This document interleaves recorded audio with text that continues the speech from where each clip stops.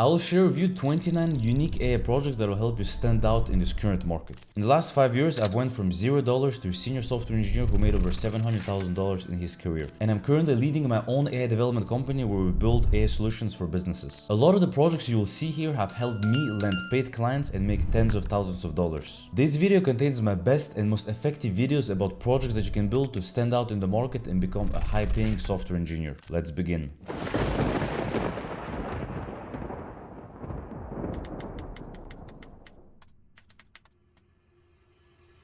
The first project we will build will be your introduction to the world of AI development. You will learn how to utilize the OpenAI API to build an AI chatbot using Next.js. It's a super popular web framework that a lot of companies use today. Let's start. To build an app like this, you first need a catchy idea, because we don't want to build just a boring AI chat app that has no personality. Be a little bit more original. Pick a character and make the chatbot based on that. You can pick Elon Musk, Lex Friedman, Alex Hormozi, David Goggins, Habib Nurmagomedov, Andrew Tate, Putin, Trump, Sam Altman, Einstein, Asim Al-Hakim, Mr. Beast, Mike Tyson, or even fictional characters like Goku, Naruto, Mikasa, Batman, The Last Codebender. I'm gonna obviously pick our hero, The Last Codebender. Next, you want to think about the architecture, and for a project like this, the architecture is very simple. It's basically 3 blocks. You have the front end, so that's all the visuals that you can see when you look at the app. Then that front end is going to make a request to the internal API built with Next.js. And the role of this API is just to add extra context to the prompt so that it's very specific to the character that we're building the chat with. And then from that internal API, we're going to make a call to an external API, and that's going to be OpenAI GPT model. And then that AI is going to respond, and that response is going to be sent back to the front end. Next, let's start building the app. So I like to think from a top-down approach. So I start at the top level of the app, and then I go deeper step by step to understand what's happening. And here we're going to start at the page level. That's the highest level. And you see that, so you have a bunch of HTML, you have the image here, which is the logo at the top. This is basically the header. And then we have a chat component. And the chat, basically like the name says, this is the main component of this app. So we're going to enter the chat.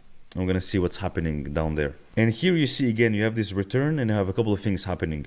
We have this render response function that is not defined yet. We're going to define it together.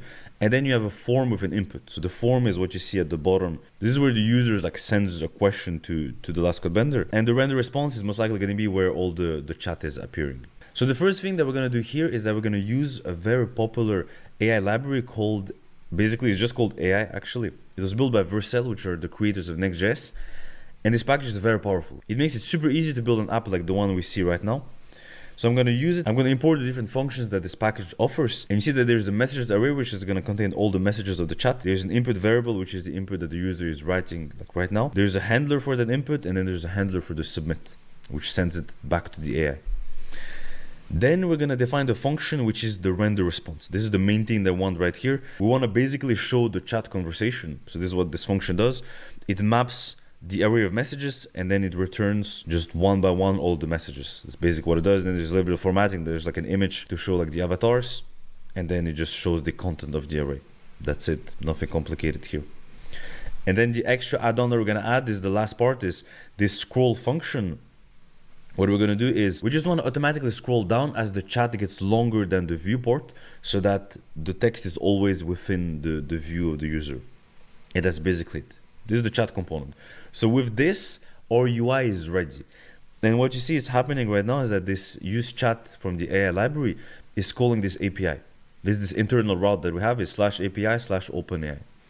So now this is the time to look into how this API route is defined. So let's move into the API route. And you see this is the skeleton. We're importing OpenAI. We're importing a bunch of things from the AI library again.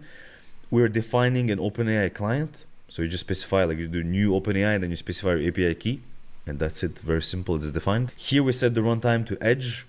So this is just make sure that the API runs faster when we deploy on Vercel. It's very nice. Like for your side projects, if you want to deploy apps like this, apps that are built on Next.js, they're super easy to deploy on Vercel, literally like 1-2 minutes, and then that's it. You have your app that is deployed, and that's very nice. Now we're entering into the actual handler of the API, and this is this function right here. So it's going to be a post request, and the first thing that you want to do is you want to extract the messages from the request.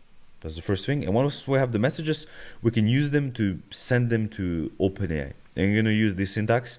So you do openai.chat.completions.create. And inside of the create, you're going to specify a bunch of parameters. So we specify the model that we're going to use. We're using GPT-4 for this at At this date, this is the best model that we have available. Then you have messages. This is where we're going to add all the messages that we're going to send to the AI. You put streaming to true so that the response can be streamed. Streaming just makes the result a lot more smooth, right? Like when the user sees the answer appearing from the AI, is going to appear character by character. Instead of just waiting 10 seconds for the full result to appear as a block, here is going to appear in a very smooth way. And then we set the temperature, which creates some variability in the answer. Now we're going to populate the messages array, and the first thing that we want to do is we want to specify a systems prompt. So the systems prompt is basically we tell the AI how it's supposed to behave overall throughout the flow of the conversation.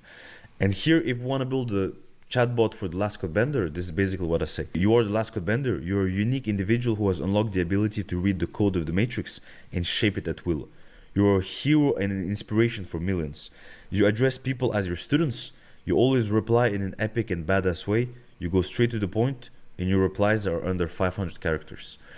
So the AI right now that we've created is going to always follow, or is going to try to follow to the best of its abilities, the system prompt that we have specified. But then you also need to specify also the exact requests that the user has made. And that's where we're going to send the messages that are coming from the request. We're going to add it and we're going to send it each time to OpenAI.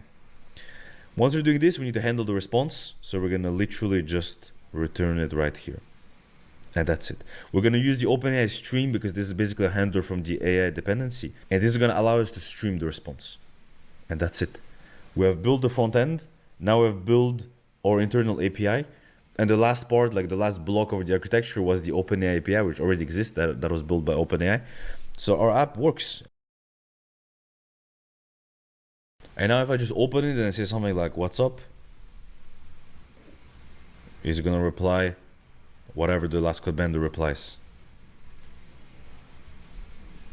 And you can ask anything you want, how to learn JavaScript.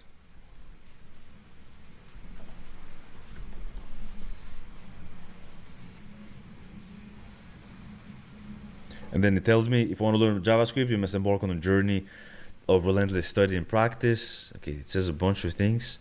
Let me ask, give me a concrete roadmap.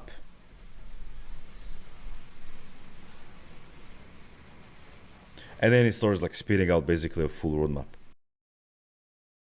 Before I go to the next project, I want to share something important. I'm selecting 5 developers for the next batch of my accelerator. We'll help you land a job within 6 months or you get a full refund. If you want to get a free career coaching call with me or my team, click in the first link in the description to book a call. The spots get filled quickly, so don't wait. Now I want to show you a few interesting projects that will look good on your resume. The first project is Interview GPT. This is an AI coach that helps you prepare for your interviews. So you're going to enter the URL of a job description that you want to apply to. So for example, here I have this website with OpenAI. It's a software engineering position, backend. I see that the salary is between $160,000 and $385,000. So that's perfect. I come here, I copy the URL. I paste it inside of the app. Then I select the interview type, either behavioral, lead code, or project. So it's based on whichever interview that you want to help to prepare for. You select. So for example, I say lead code here. And then I have to specify an amount of how much I'm willing to pay the AI to help me, to coach me to pass this interview. So if I say a low amount, for example, $1, it's not going to take it seriously. It's going to joke around. It's not really going to help me. If I say a high amount, $1,000, for example, then it's truly going to help me prepare so that I actually pass the interview. So I'm going to just put $1 here for this demo, and then I have to upload a resume. I click here on this button, I select my resume, and what it's going to do right now is that it's going to read my resume, it's going to scrape the job description, and based on those 2 elements, it's going to create a personalized interview to help me prepare for specifically a lead code style interview here. So it finished loading. It first says joke because I only paid $1, and then it asks you a few things, and then I say, I don't know, for example, I don't know, give me a code example in JavaScript. And then you see that here is basically giving the example. I also added some code rendering, markdown, and just to make it fancy and kind of look nice. That's basically what the app is. This project was built on Next.js. I used Puppeteer to script the data from the job description. Then I used a library called PDF.js to be able to extract the text of the resume PDF that is uploaded completely on the client side. So on the client side, I'm able to extract the text. I don't need to store it anywhere. And then I take the text extracted from the resume together with the job description, and I send all of that to GPT-4 to start the AI chat. And that's basically how this app is set up. One side note though is when you use apps like this online on the web where you have to upload a resume, be very careful that they don't leak the data, because some websites, especially like the free ones, they capture your resume and then they're gonna sell it on the back end to like some other companies, and it might create problems for you. The next project is Super Viral AI. This is an app that helps you generate viral YouTube video ideas, thumbnails, and scripts. So the way it works basically is that you first provide information about the video that you want to create, some information about the channel, the style that you like. Then it's going to generate 10 video titles for you. Select the best one that you like the most. After this, based on the title, it's going to generate a thumbnail for you. You can tweak the thumbnail because you're basically chatting with this viral like AI generator. So you can say that you want some changes to the thumbnail, and then it's going to generate those changes. After that, it's going to create a full outline of a script for you. And again, you're always chatting with the AI, so you can say, for example, make the script longer, change this or that, make it funnier, and it can adapt to you. I actually built a simplified version of this app a year ago, but at the time it could only generate titles. So it couldn't do thumbnails or script. This was just a very basic version of it. I posted that on Twitter. I didn't have much following, but I got big YouTubers with like millions of subscribers who reached out to me. And one of them proposed to pay me $750 for 10 video ideas every month. So the only thing I had to do is like use this tool to generate 10 video ideas that are like pretty good, fits his niche, and then send him that, and it would be $750 every month. But now, since AI evolved a lot and improved a lot, I wanted to build a better version of it that can generate more things like thumbnails, scripts. And honestly, in the future, as those technologies evolve, you might be able to generate a full YouTube video based on just some little prompts that you write, or at least a draft of a video. So this is an interesting project that can potentially make you some money. I built this with Next.js. Next.js is the main framework used to build this app. Then I use Claude 3 as the text generation API because I noticed it's a lot better than GPT-4 in terms of creativity. Generally, it creates better YouTube titles, so that's why I use this one. And then I use Dolly to generate the thumbnails for the video. Next project is called Resume Worth. This is a very simple app where you can just upload your resume. It's gonna scan it, and then it's gonna say what is the dollar value of your resume, like how much money you could be theoretically making with it. And it's gonna tell you all the good things about your resume and all the areas of improvement. This app, actually, I took inspiration from another project that I saw on LinkedIn that went kind of viral, where this guy built an app that tells you the dollar worth of your lead code profile. So I basically made the same for a resume. And this is a lesson for you. Whenever you see a project that works well, that is catchy, that gets a lot of attention, think about how can you use the concept behind this idea into something else, like a different application. Here he was doing this for lead code, and I'm doing this for resumes. I posted the project on LinkedIn and it got a pretty good amount of attention. A few hundred people tried it. And the nice thing is that someone saw it and then uploaded it on the reactexamples.com. So I also got a bunch of users through that. This project is built on Next.js. Like all of them, is just my favorite framework, and it's extremely powerful and extremely used by a lot of companies. I used PDF.js also to extract the text from the PDF. And then I used the Mistral API for the AI model. Mistral is basically a competitor to OpenAI, but it's open source and cheaper. So I wanted to try it for this project.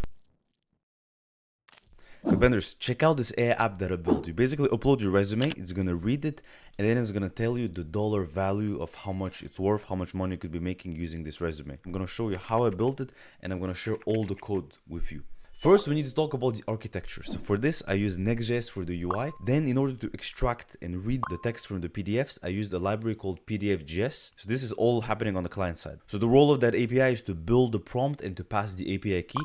And then we send everything to the Mistral API. That's basically the architecture of this project. One of the students of my bootcamp was actually asking me, why did I use Mistral AI for this project over GPT-4 like I usually do? And there are a couple of reasons for this. I actually plan to make a full dedicated video on Mistral AI and just the advantages of it. But basically, it just came down to the fact that I wanted to try a new AI model. It's like you have been eating pasta with ketchup all week, and you just want to have something new for dinner tonight. I'm gonna show you the code for the app in a minute, but first I want to show you something else that I've prepared. If you guys want to build projects like this one that I showed you and you don't necessarily have any ideas, I've created a free pack with 7 unique AI project ideas that you can use. It's completely free. You can just sign up. There's a link in the description. If you go there, sign up, you're gonna get access to it. And every idea has like screenshots, has like a tech stack that is recommended, has a few tips on how you can get started on this. So I highly recommend you check it out. But now let's look into the code for this app. So this app has a regular Next.js app structure. So you're gonna go inside of the app folder and there's a bunch of things happening. There's like components, there's the root page. For this demonstration, I only wanna focus on 2 parts.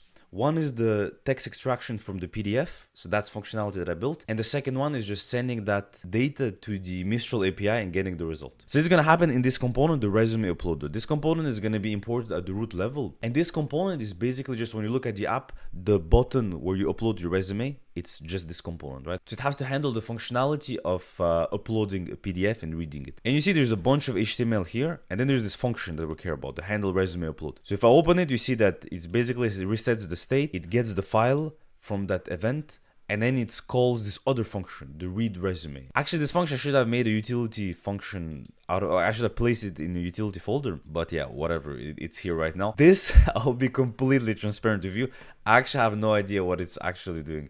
So obviously I know because I worked on it, but what I mean to say is if I look at the code just like this right now, I have to actually dive deep to really understand like what's happening with the reader and like how we're breaking this down in this library, like what the heck am I doing with importing the library here and then using this workaround. Like I'll have to remember, you know. The reality though is there is no nice library that I found to do PDF like text extraction on the client side, because I want to do it on the client side, it's just a little bit faster. And I thought it would be very easy to do. I thought there was like an existing library that would allow me to do it, but the best one that I could find was this one, PDF.js, and for some reason with Next.js it was just such a pain to make it work. So I had to go through all this workaround of importing it here, like assigning like this URL to the worker, and then like just doing a bunch of things here. Like it turned out to be not that simple. But the reality is I've actually built this like 2 or 3 projects ago. So I'm just copy pasting, like whenever I need a PDF like text reader on the client side, I'm just copy pasting this code like until something better comes out. So I don't even remember how I built it, wrote it. I just remember that I struggled a lot and I did like a lot of research to figure this out. On Stack Overflow, I think some people shared like similar code. So that's basically how I got it.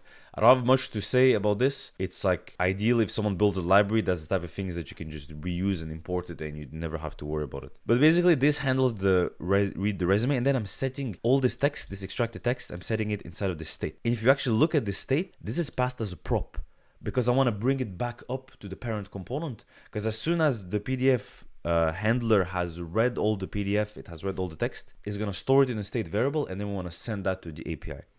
And this is happening right here. So this is the root component, and what you see it's doing, like if show worth is false, it's going to show the resume uploader button, otherwise it's going to show the resume worth component, which is like that grid with like the dollar value basically that you saw before. But it's happening here, the API call is happening in this use effect. So as soon as the resume text changes, as soon as it's not undefined anymore or not empty, then we're calling this function, and this function is this API call. So I'm giving like the resume here, and I'm making this complete API call, and then just setting some state here. This function, because you see I'm not doing like a regular fetch API call, I'm using this library that is called the AI SDK from Vercel. It just provides you with like a lot of nice things, like if you want to stream your response, and just makes the code kind of cleaner. And you see I'm using the use completion hook. It exports the complete function, which is this API call, and I'm just using this. That's about it. And the only thing that you need to do to configure it is you just need to provide the API route, and it's going to handle everything else. So that's very nice. So here now we have covered the PDF text extraction part and then sending it to the API. And now in the API, this is the part where like the brain of the operation is. This is Mistral AI. For this, you will see that if you have checked some of my videos before, I've checked some of the codes that I have written, it's very similar. Or even if you have just done it on yourself, it's actually very similar. It's pretty standard. It's always like you have this kind of like middleware where you provide the prompt, you have this client for the API that you want to use, and then you send all of this to the actual like external API. So here what I'm doing is I'm importing this Mistral AI dependency so that I can have the client. I'm importing a few things so that I can stream the response. I'm defining the client here. I just need to provide the API key. Then since we're going to have a post request, I'll have the handler here for a post request. I'm extracting the prompt from the request. I'm trying to get the response now, because basically I'm using the client. I do mistral.chat stream. And here I'm using the latest large model, because this is the model that is comparable to GPT-4. There's also a small model that you can use, like if you do Mistral hyphen small. And then you send the messages. In my case, I only have one message. It's not really a chat, so I just send one message. It's an array of one message, and with the content, which is going to be the prompt. And here, this is where I do a couple of things.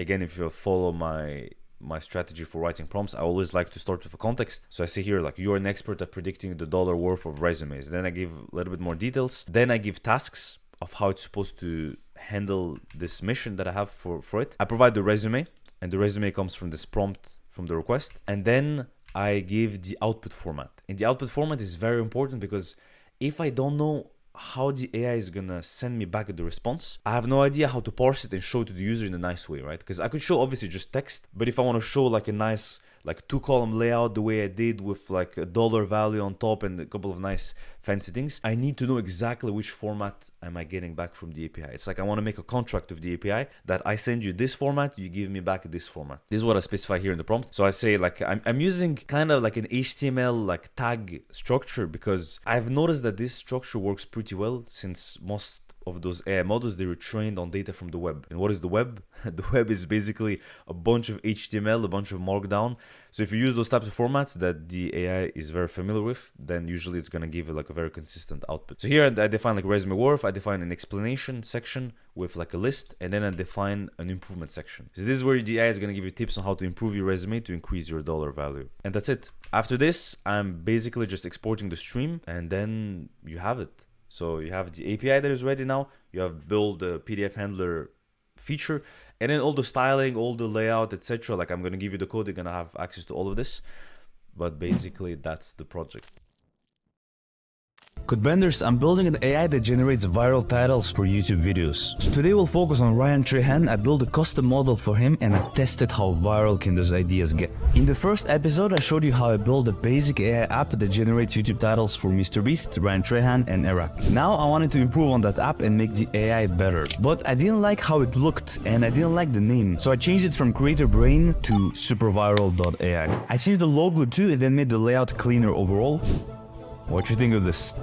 Then it was time to improve the AI model for Ryan Trahan. I used GPT-3 to fine-tune a custom model, but here the trick is to get the data right. The more data you give, the better it will perform. It's literally as simple as that. Those models are super powerful. They just need high-quality data. So naturally, the first step is that you'll give it all the video titles that Ryan has made. But that's not much because he made a few hundred videos. But then you have to remove all the series he made because it's always the same title and just the episode number that changes. And then you also have to remove the old videos he made that are not relevant anymore. So you're left with a training data set of around 70 videos. But to make really good predictions, you need around 500 data points. And that's where, my friend, you have to be creative. You need to find ways to train your model when you don't have enough data. I can't show you how I made it, unfortunately, because it's business secret at this stage. I'm still in the process of launching this app. Maybe in the future I'll reveal those secrets to a group of loyal subscribers in a private Discord or something. But for now, let's just see that AI in action. I pick Ryan from the list, click on the button. Woo, our first ideas. I let celebrities dress me for a week. The worst thing I've bought on eBay so far. Living with the world's most confusing Craigslist asked for 30 days straight. Alright, this one didn't make much sense. Let's try another one. I traveled the world with no plans and no money.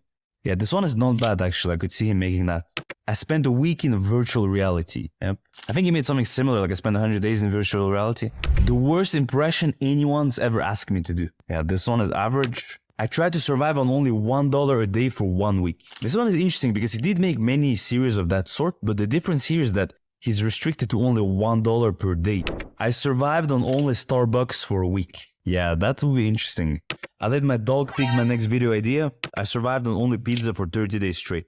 I wanted to evaluate the viral potential of those ideas, so I called my friend Tyler, a YouTube consultant who worked with huge creators.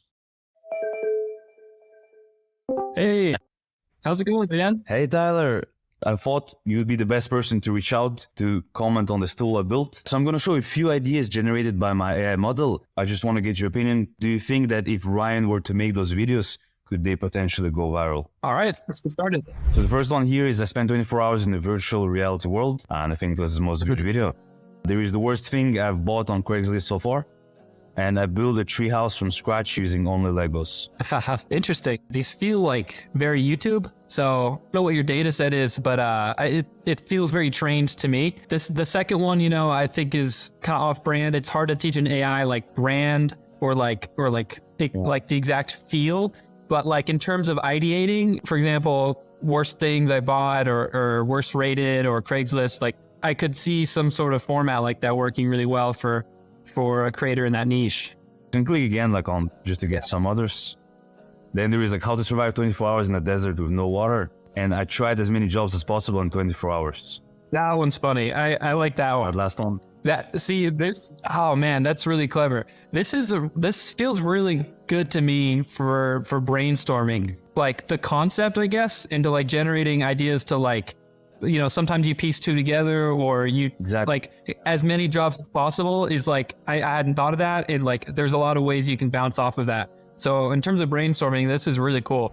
I posted on Reddit too and made a few tweets about it. I'll show you a bit later what people say. Now, the cool thing with AI is that we're not bound to a specific creator. Imagine if you want to start a channel and your favorite creators are Ryan Trahan and Mark Rober, but you don't know which videos to make to build that channel. Well, it's simple. By combining the data of both of those creators, I was able to create a new model that fits that style. I call it Ryan Rober. Ask Tyler what he thinks of this. First one is I built a giant working paper airplane launcher. Yeah. I tried to build a robot house made using only items from IKEA. This is interesting. Yeah, it feels very engineering. Well, I guess that's the Mark Rober. Yeah, I tried to build a robot housemaid using only items from IKEA. I feel like that's the spectacle element being thrown in. You know, like Ryan loves to reference, well, mostly in shorts, brands, like well-known brands or entities like IKEA. Yeah, those are not realistic. Building a giant Lego tower to the moon. I built a tiny house from scratch for $10,000. Interesting. Yeah, I feel like the challenge is really just honing in on like a creator's feel and style. Maybe if it was like for 1 penny or like $1, that'll be a bit more the style. I just love you just click button, click button, click button, and like write down ideas.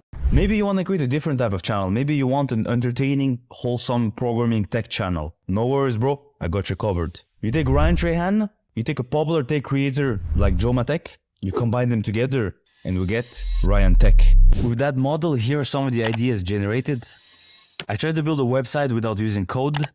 Coding without using my hands for a week. That's funny. I actually made a video slightly similar to this one where I coded with one hand tied to my chair.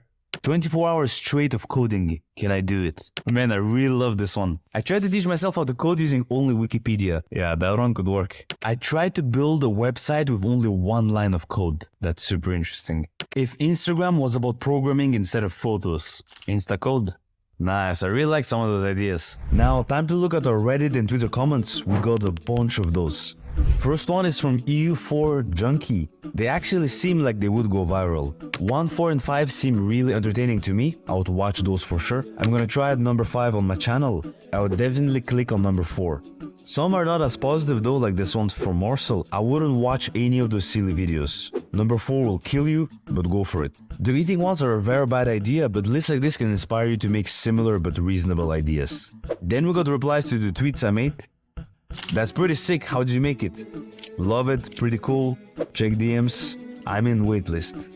Speaking about waitlist, the waitlist for Super Viral AI is officially opened. Sign up for early access and start getting those ideas before everyone else. I'll be selecting a few people from the waitlist for private testing. When you sign up, you can see where you're ranked in the list, and if you invite more friends in, you'll climb the rankings to get to the top. Those who reach the top will be the first ones to test the AI. Now we'll go over 15 projects that my students have built. Most of them had never coded an AI app before and had just very basic coding experience. So these are beginner projects.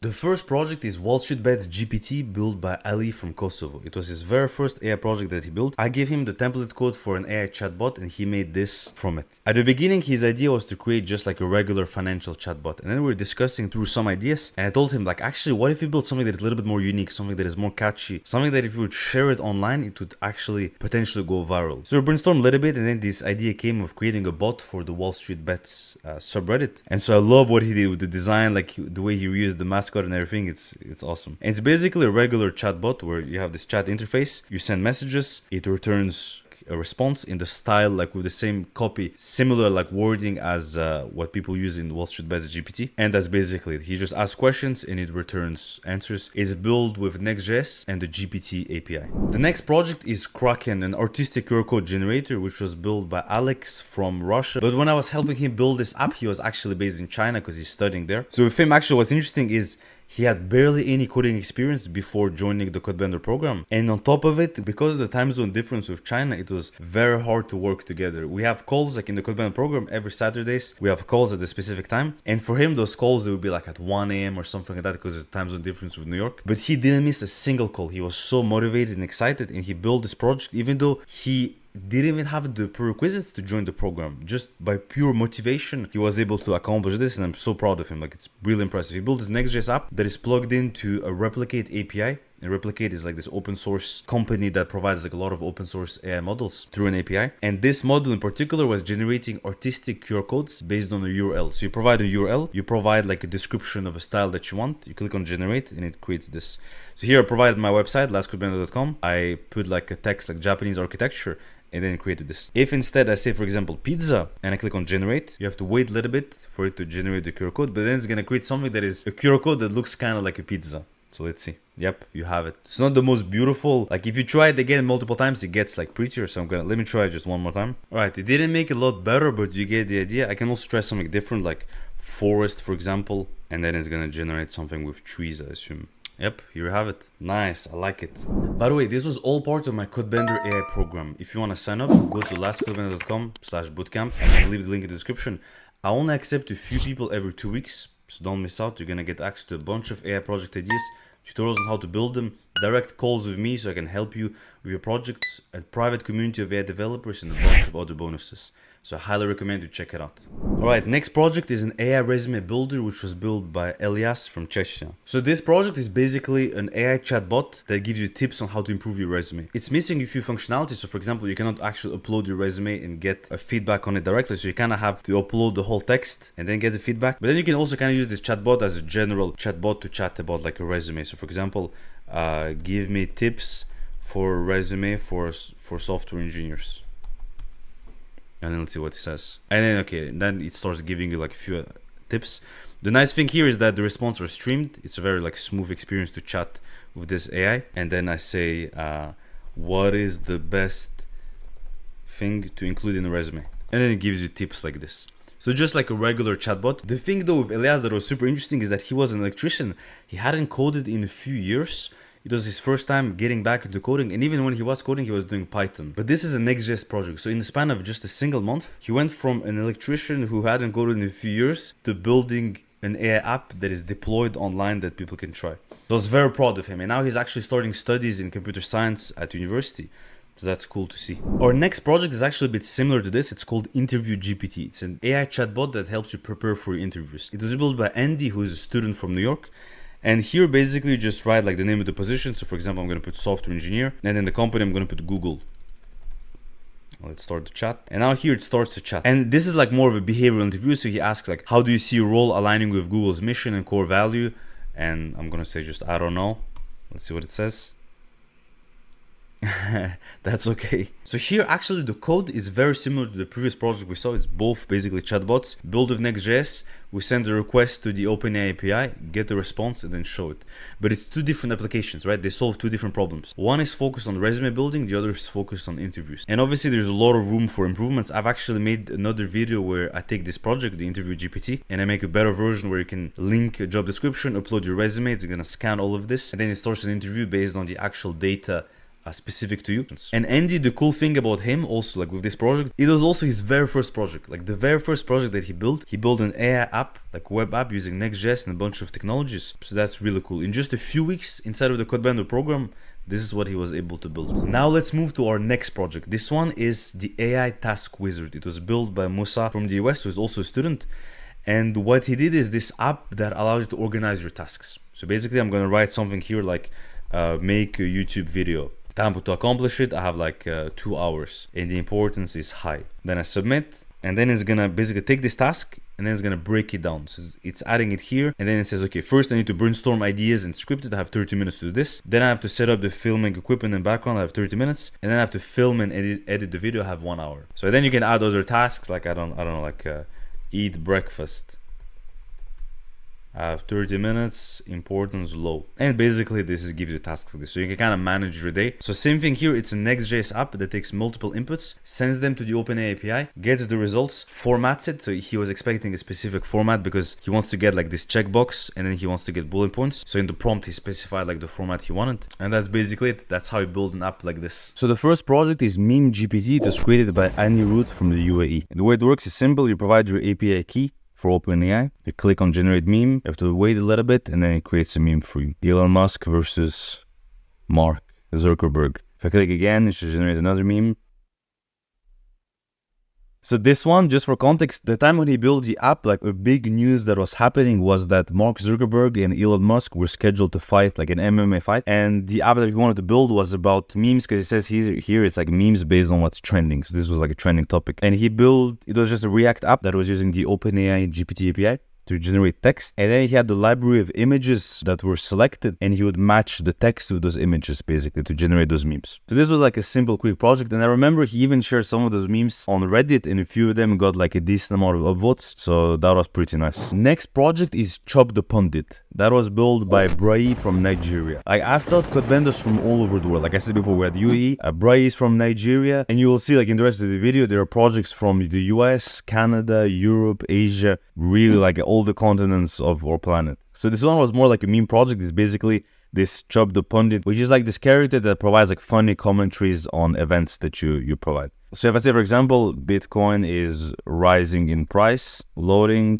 and then it says, okay, I forgot. It only talks about football. So if I say, for example, who is better, Ronaldo or Messi? Let's see what happens. And then it says, yeah, the eternal debate, Ronaldo and Messi, both are legends. And then it speaks about the GOAT. It actually picked Ronaldo as the GOAT. It's funny. I basically provided him with a template JavaScript code to just make a call to the OpenAI API to get the response from it. And he tweaked the template, made different changes, adapted the UI completely, made something unique. And I really like the way it came out. It's like a quick, fun little project. By the way, all of this was part of my Code Vendor program. If you want to sign up, go to lastcodevendor.com/bootcamp. You're going to get access to a bunch of different unique project ideas, tutorials on how to build them, direct calls with me, access to a private community, and a bunch of bonuses. I highly recommend you check it out. Alright, the next project is a ChatGPT clone that can use voice control. So you open the app, you click on sign in, and then it's going to open an interface for you. That interface is basically a ChatGPT clone. You have like a very similar type like home screen. You can pick the model that you want to choose. So that's like a unique aspect to it, is you can pick which model that you want to interact with. You can start new chats by clicking on the button on the top there. And then instead of a new chat, you can start typing things. So at the very bottom, you can start like typing whatever you want to say to the AI, like how are you, for example. And then it's going to send a request to the OpenAI API. You see there's like a loading state, then it's gonna take like the response back. But the unique aspect to it is you see at the bottom there, like on the bottom right, there is like a little mic button. When you click on it, it transcribes your speech. You can click on stop, and then you can send that to the app, and then it's gonna respond. So it's basically like a ChatGPT clone with the basic features of it, and then it has voice control on top of it. So this is like a nice project by Asad from India. So I basically provided him with a React template that was making a call to the OpenAI API and creating like a chat, and he completely transformed it, molded it to a clone. I think he spent like 2 weeks working on this project, and I really like the way it came out. Next project is one that a lot of students will actually like. It's called Turn Your Audio into Notes. So this is built by Imran from Ingushetia. This one is actually a vanilla JavaScript project as well, because he had never built any apps before. He was like a beginner into web development. So we started with something simple, just a vanilla JavaScript front-end application. And what it does is that you see on the top left corner, you have to provide an API key. And the reason why it's done like this is because since it's a purely front-end application, like there's nowhere to store the API key, so he had to do it like this. He just forgot to encrypt it. He should have put like a type password on the input so that it's hidden. But anyways, so here you can upload like an audio from a lecture, for example. Like you go to one of your classes, you take your phone, turn on the recording, record like the lecture, 1-2 hours or whatever your professor is talking about. You upload it to this app, and this app is gonna just create very structured notes based on that audio. So it's something very useful. And he actually, after building it, he shared it with a few of his friends at university, and a few of them started using it, which is pretty cool. But yeah, so it's a vanilla JavaScript app that makes a call to the OpenAI API. Actually, first it makes a call to Whisper, which was nice because he used two APIs. He first used the OpenAI Whisper API, so that it transcribes the audio into text. And then once he has the text, he sends a call to the GPT model to get like very structured notes for it. That was very interesting. So that's like a nice example of a project that uses two different AI APIs in combination to build something interesting. But the thing that really impressed me with this is he had never built a web app before. Like he was really, like he was a beginner in coding. He didn't have much coding skills, and what he was able to accomplish relatively quickly with this app was really cool to see. And he made this in realistically really 2 weeks. Like we had calls for during 1 month, like every week would have like 1 hour call every Saturday, and then the rest he was just working himself. Like the beginning calls were just like introduction into like how things work, and then the last 2 weeks, that's when he was working on his project. Pretty cool thing that he built. Next project is Recipe Pal by Abdul Malik from Chechnya. So he built an AI app that can create a recipe planned for you based on some configuration that you have. So I really like the UI. First of all, like it's a nice little interface that he built, like very immersive. And you click on one of the options, it asks you for like a preparation time, like how long do you want to cook. You can select an option from the menu, like from the drop down, sorry. It asks you about the ingredients that you want to avoid in this meal that you want to cook. You basically write something and then you can just collect the custom dish that is creating for you. You have to wait for a few seconds and then it creates the dish. You can select one of them and then it's gonna give you like the full recipe on how to prepare this. The nice thing about this project though is that he built it with Next.js, and Next.js is my go-to project now for like any AI project that I built. It's a really nice framework. It's extremely popular. A lot of companies are using it. The company where I work, we also use it. It's a very powerful framework, especially to build like AI projects and deploy them easily. It's the best. Highly recommend using it. Next project was built by Carlos from Spain, and it's like a fitness planner. So you have to input a bunch of characteristics about you, your age, your height, weight, gender, like the experience that you have, objectives, injuries, like how much availability you have, so how many times you're able to work out every week. And then the equipment that you have, if you have like a home equipment or gym. Then you click on submit, and then it's gonna load, and then it's gonna generate basically a full plan for you to help you reach your goals based on the objective that you have selected. And you see that the nice part is that it's actually a daily plan. So based on how many days you can work out per week that you've selected, it creates a plan for every single day, the duration of the workout, which muscle group to focus on, and which exercise that you're supposed to do. This project was also built with Next.js, again, like my favorite framework, and like everyone else used the OpenAI API to build this project. The nice part about this one that I liked is that there is a pretty big form, so there's a lot of information that you provide, a lot of context, and that actually helps the UI generate something specific. Because you could also build something like this as like just a chat, or maybe like a one input field where the user has to provide all the basic information and then the AI creates a plan. But here, by having a form, you make the information a lot more structured. And when you send structured information to an AI, it's able to provide a much more structured response. And also you make sure that the user doesn't forget anything. So you really very specifically provide all the information that the AI needs to create the best plan that it can. That was like a nice aspect to this. Next project is Quran Pal by Barish from Turkey. So this was like basically a Quran companion that helps you answer questions that you have about the Quran to explain like some concepts or share insights. Sorry, by the way, it's lagging a little bit because this is a recording of a demo day we had where he presented the project. So I like the background he had, like he made like an animation video background, but otherwise it's a pretty simple app. So it has like one input field. This is part of the template that I provided him, and you write like the input that you have, any questions you have in the input field, click on submit, and then it gives you like a response. So for example, here he's writing to the AI, actually, can you introduce yourself? So like then the AI is saying like, Assalamu alaikum, I'm a Quran expert, and then it gives you like some indications of what it is, like the assistant, and then it's going to be asking some questions. But yeah, here he's asking like another question about like a surah, and he's asking it in English, and then you see that in the response is providing commentary basically on that chapter of the Quran. Next project is Berkshire GPT, which was built by Juan from the US. So he was actually already a more experienced engineer because he was working at Meta, and he built this Next.js chat app, which is basically a chatbot app for Berkshire Hathaway. So this very famous like investment fund, and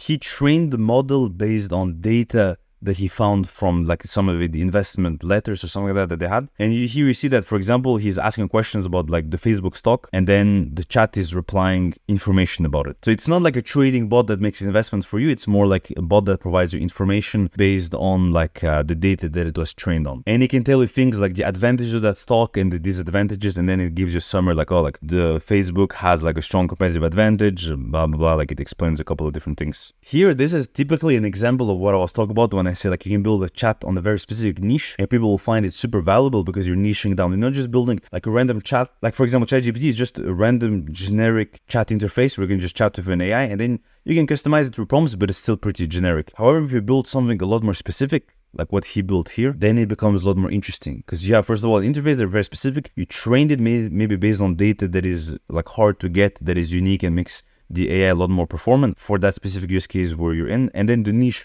typically, right? So like people who are interested in investment, they're gonna most likely check a bot like this instead of just asking ChatGPT, right? Because ChatGPT is too general. So here he made a good job of just niching down, but then the rest, like building an app like this, is relatively simple. Like I made a tutorial actually on how to build an AI chat as like your first project. Next project is an AI thumbnail generator, which was built by Ahmed from the US. The thing though is he built this project around a year ago or so, and at the time only the DALL-E 2 API was available, and DALL-E 2 was honestly very crappy. Like it didn't really follow instructions well. Just the generation was very low quality compared to what we have today. But the way the app basically works is that you just have an input field, you provide text for the thumbnail you want to generate, you press on submit, it sends the request to DALL-E 2, which then returns an image, and then it just displays the image. So he was just testing it by like taking a video title from like just a random video on YouTube. But as you can see, the results, they're not great. Like first of all, it was limited to only a square image and not like a landscape image like we need for YouTube. And then you see just like a random image. It's not catchy for a thumbnail. But now though, with the new versions that exist, like with DALL-E 3 or with different AI APIs for like images that exist, you can do a much better job than this. So this idea is still relevant, and I know that some people have developed an idea like this, like a thumbnail generator. They were making a few $1,000s per month, like with this AI. Like I think there was one tool I saw on Twitter, I don't remember how it was called, but the guy was making around like $10,000 per month using this. All right, and for the 10th project, I actually have a very nice video demo for this one. So this is a Twitter analyzer which was built by Wakas from Canada. You basically input in the text field like a tweet idea that you have, press submit, and then it's going to give you a feedback on the tweet, how to improve it. It's going to give you ranking of like the viral potential of that tweet. And this one, the funny part is that when I had shared online all the projects that my students had built, like for the first cohort, like the 10 first projects that my first students built, this is a project that a lot of people reached out about to ask, hey, can I get access to this tool, because I wanted to like create content for Twitter. So that was interesting. Like this shows that ideas like this have potential from a monetary perspective, because when you're actually solving problems for people, people are ready to pay for that. And the bigger the problem that you solve, the more money they're ready to pay for. Projects that solve problems in general are a lot more interesting. They're a lot more interesting for recruiters, for managers in interviews. They will ask you questions about it. They like those types of projects, they stand out a lot more usually. I recommend you look into that. Congrats, you have just completed the intro module. Now you're ready to go to the next step, how to build more advanced projects. In the next lessons, I'm going to show you the tech stack I use to build one new AI app a week, the 10 AI APIs that every developer should know, as well as the key AI skills that will help you stand out in the job market. But before we get into it, I'm selecting 5 people for the next batch of the Codebender Accelerator. We'll help you land a job within 6 months, or you get a full refund. Click the link in the description to book a call. We'll talk and see if you're a good fit for the program. Let's start. Let's start with the front end. I use Next.js as my weapon of choice. It's a React framework that provides me with a couple of nice features like a router, and I also like their API routes, which provides me with a backend without needing to have a separate application running. Since I use Next.js, I also use React, since it comes inside of it, right? Next.js is a React framework. I don't do anything too fancy though of React. I just use useEffect and useState. I could optimize my code more, but for me, this is enough for like 90% of what I need. For the CSS, I use Tailwind, and the only reason honestly that I use Tailwind is because ChatGPT writes good code with it. Like imagine if I need to create a dashboard in a minimalistic style, dark theme with buttons that have this rounded corner, I can just describe all of this to ChatGPT and it's going to generate all the code, and I can easily copy paste it without wasting any time. That's literally the only reason. I can also provide a picture of like a UI that I like, and I say, oh, can you build something similar to this but for my application? And it writes all the Tailwind classes correctly. I just copy paste, add it to my application, and then it's very easy. I do use UI libraries sometimes, like I've used ShadeCN in the past and a few others, but honestly, I'm not too attached to them. Sometimes I use them, sometimes I don't use them. It's up to you to decide if you need it or not. Next, for the backend, I mentioned that I'm using the Next.js API routes. So that's what I do. I use edge functions for this. So for example, in my case, I'm building AI applications, right? So you're gonna have one API route for your AI. If it's like OpenAI, if you need to do some text processing or image generation, if you use DALL-E. So my client side Next.js is gonna call this internal API route. That API route is gonna process the request, maybe add some extra prompts to it, add the system prompt, and then it's gonna send all of this to OpenAI, to like this external API model. And also this allows me to protect the API key because I pass it on the server side on those API routes. So that's super convenient. Next.js provides you the ability to have a front end and a back end through those API routes.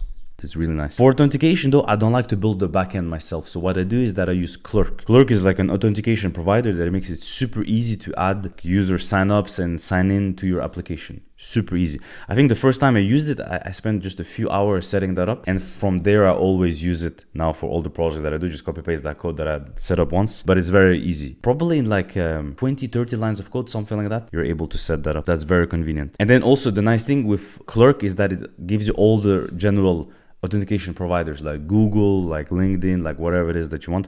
People can also log in using those accounts that they have. The other thing that you have to consider for your backend is, especially if you're building AI applications, and especially if you, like me, you're making them available for free, or you don't charge based on the number of requests that users are making. For you, the more requests people do, the more it's going to cost you, right? So you have to think about that. And especially I was giving my apps away for free, so you could sign up and use real AI apps for free. And if people are going to use them to like burn all my credits, I don't really want that, right? I'm not making anything from them. Like I just wanted to share it to the maximum amount of people. So I implemented rate limiting using Upstash. Upstash provides you with a Redis database that is going to track all the requests that you're making to your API, and you can limit specific APIs to a specific number of requests on a time frame that you want. So for example, on some of my applications, I limited the number of requests to 3 per day. I made like an art generator, for example. Every day they could generate 3 images, and that's it. And then they have to wait till the next day. And Upstash makes it very convenient, also free to use. The only drawback of Upstash is that they only provide you one database for free. So you can essentially only have one app that is running for free per account. But then if you really want to stay for free, just create the multiple accounts and you can keep using it like that. For hosting, it's very easy. I just use Vercel for all my applications. And the nice thing is that it integrates with GitHub super easily. So I just go on my Vercel dashboard. I click on one button to import the GitHub project. After 2 minutes, your app is fully deployed, and then that's it. You can share it with your friends, you can share it with your parents, share it with online strangers.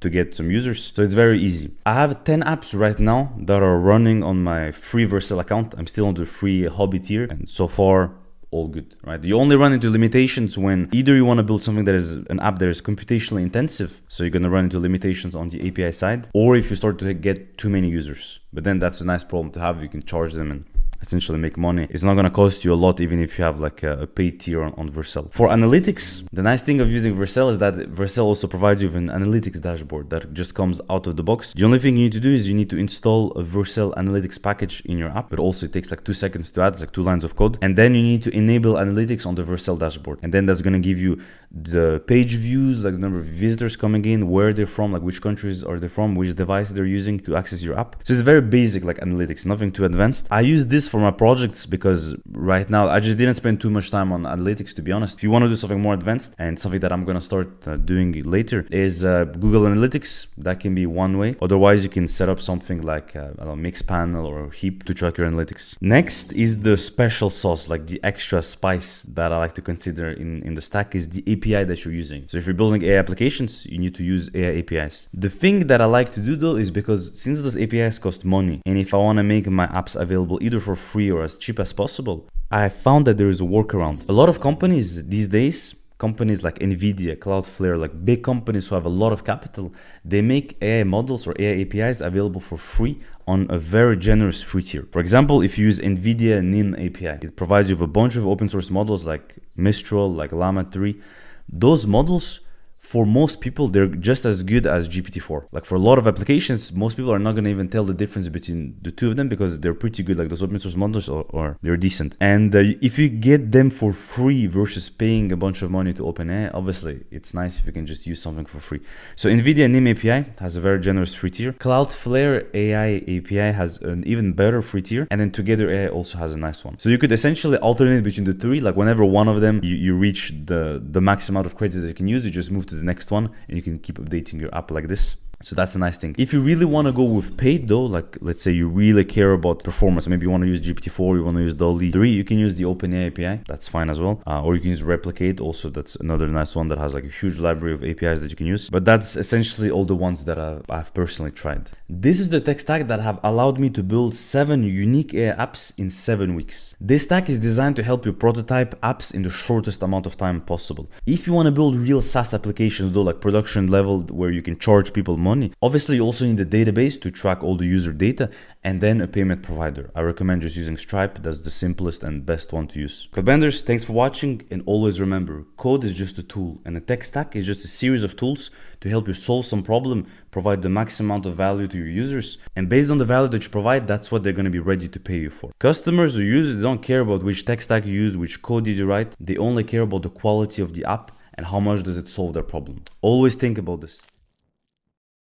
I built one AI app every week for 7 weeks, and it's apps ranging from chatbots to resume reviewers to art generators. I did everything myself, from the idea to the designs and the code. On week 1, I built Interview GPT. This is an app that helps you prepare for your technical interviews. And the way it works is that you just provide a URL of a job description. So for example, here I have this OpenAI software full stack developer position. I'm gonna copy the URL, I'm gonna go in the app, I'll paste it. I'm gonna select an interview type, like behavioral interview, for example. This is just an amount of money that you have to pay the AI. It's like fake money, because based on how much you're willing to pay the AI, the better the job it's gonna do, right? So if you pay a lot of money, it's gonna do a good job.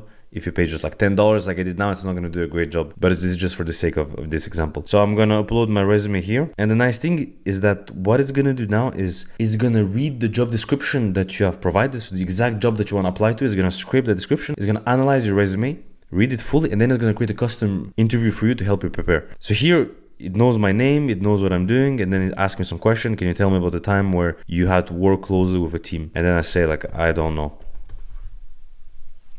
And then it's gonna, basically it's using emojis. Since I said that I'm only willing to pay $10, it's not really taking me seriously. I can start it again just to show you how a lit code style question looks like, with a higher amount.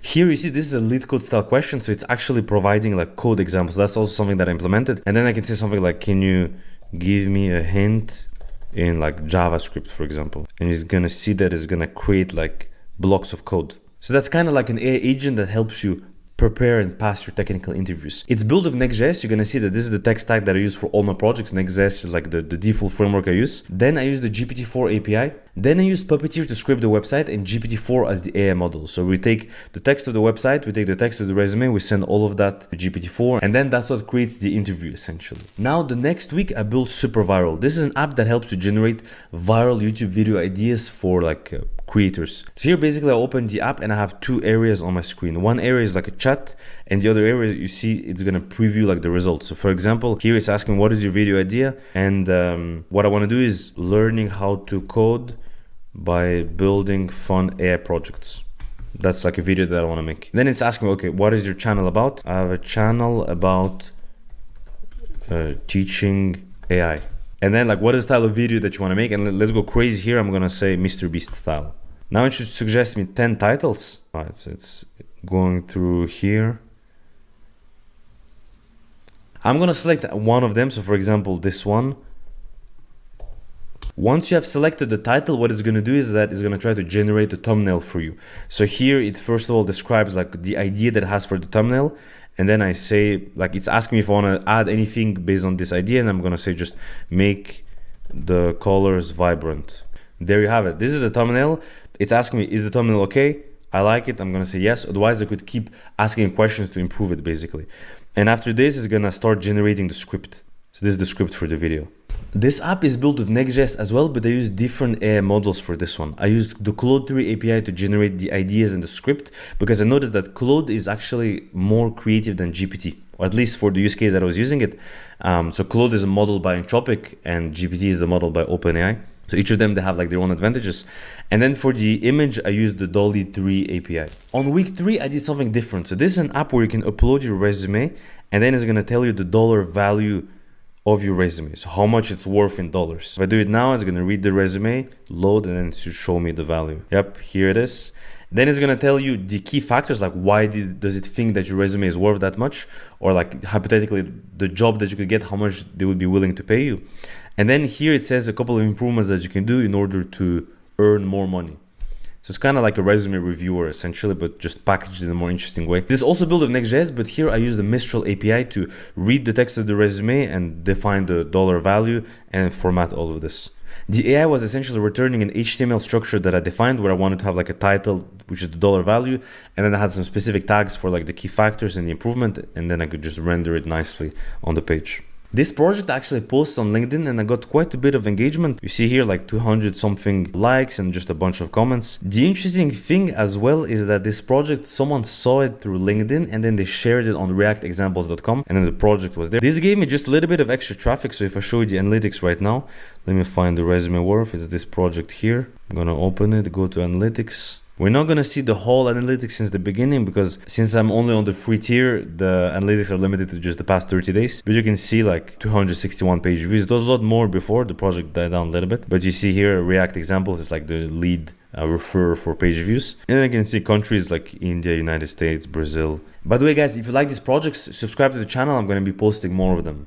On week 4, I wanted to go with a completely different niche. Crypto was trending, so I wanted to build a project around it. And the idea was to build this app called Crypto Regrets. So you can specify an amount of money here, and it's going to tell you how much you would have made if you invested that amount in this specific crypto a year ago. So here, for example, if I had invested $1,000 in Bitcoin a year ago, I would have made $1,500. And the text here, this AI generated. So basically the AI adapts the text that it says based on the amount of money that you could have made. I invested in Polygon, for example, now it's negative, so it's something different, and so on and so forth. Here I used Mistral for the AI model, and I found that NVIDIA actually provided it for free through their NVIDIA NIM API. So basically I'm just using the free credits that NVIDIA has. Like they give you 1,000 credits on an account that you create. That's how I can keep these projects for free essentially. And then in order to get the crypto values, I use the crypto API called CoinGecko. On week 5, I built a more complex project. This is actually the only project where I collaborate with someone else who's a student in my bootcamp as well. So you can upload a PDF, the AI is going to read it, and then it can answer questions that you ask about the PDF. I've also set up authentication here, so you click on sign in. I can sign in on my account. Then what I'm going to do is, just for the sake of this demonstration, I'm going to actually upload a Japanese PDF. So this, as you can see, this like text is completely in Japanese, but the AI can read it, and not only can it read, it can answer questions about it. So if I'm going to say like, what is this PDF about? And here it's going to know. So this is a PDF that is a guide for this Japanese library. And then I can say like, when was it written? And then it's gonna know. And then something that I can do is I can actually ask questions about specific pages. So this is page 2, and I can say like, what is page 2 about? It's answering about page 2 in particular. For this app, the technologies that I used is Next.js again as the default like web framework.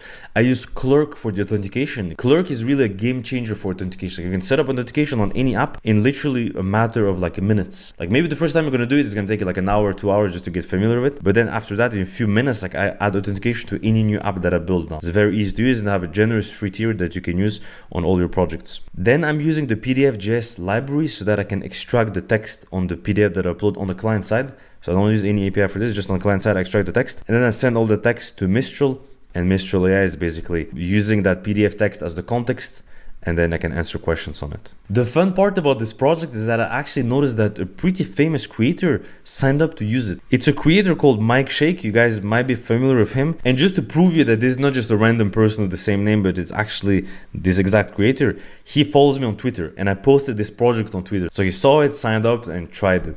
I don't really know him personally. We just interacted like in a few tweets. And then he started following me when I was sharing some AI projects for creators.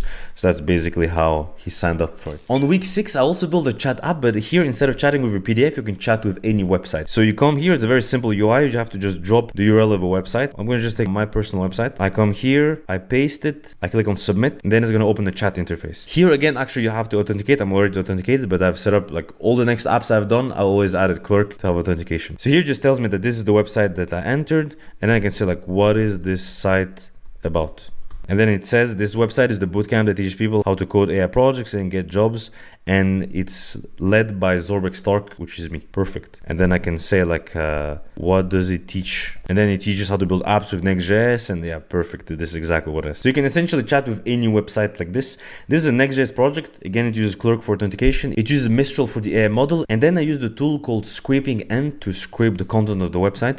Originally, I was actually using Puppeteer, but I ran into some limitations once I deployed the project. I deployed it with Vercel, and I just have like a free account, like the hobby tier account. And then I was running into limitations because it would take too long to process the extracting the text, like scraping the text of the website.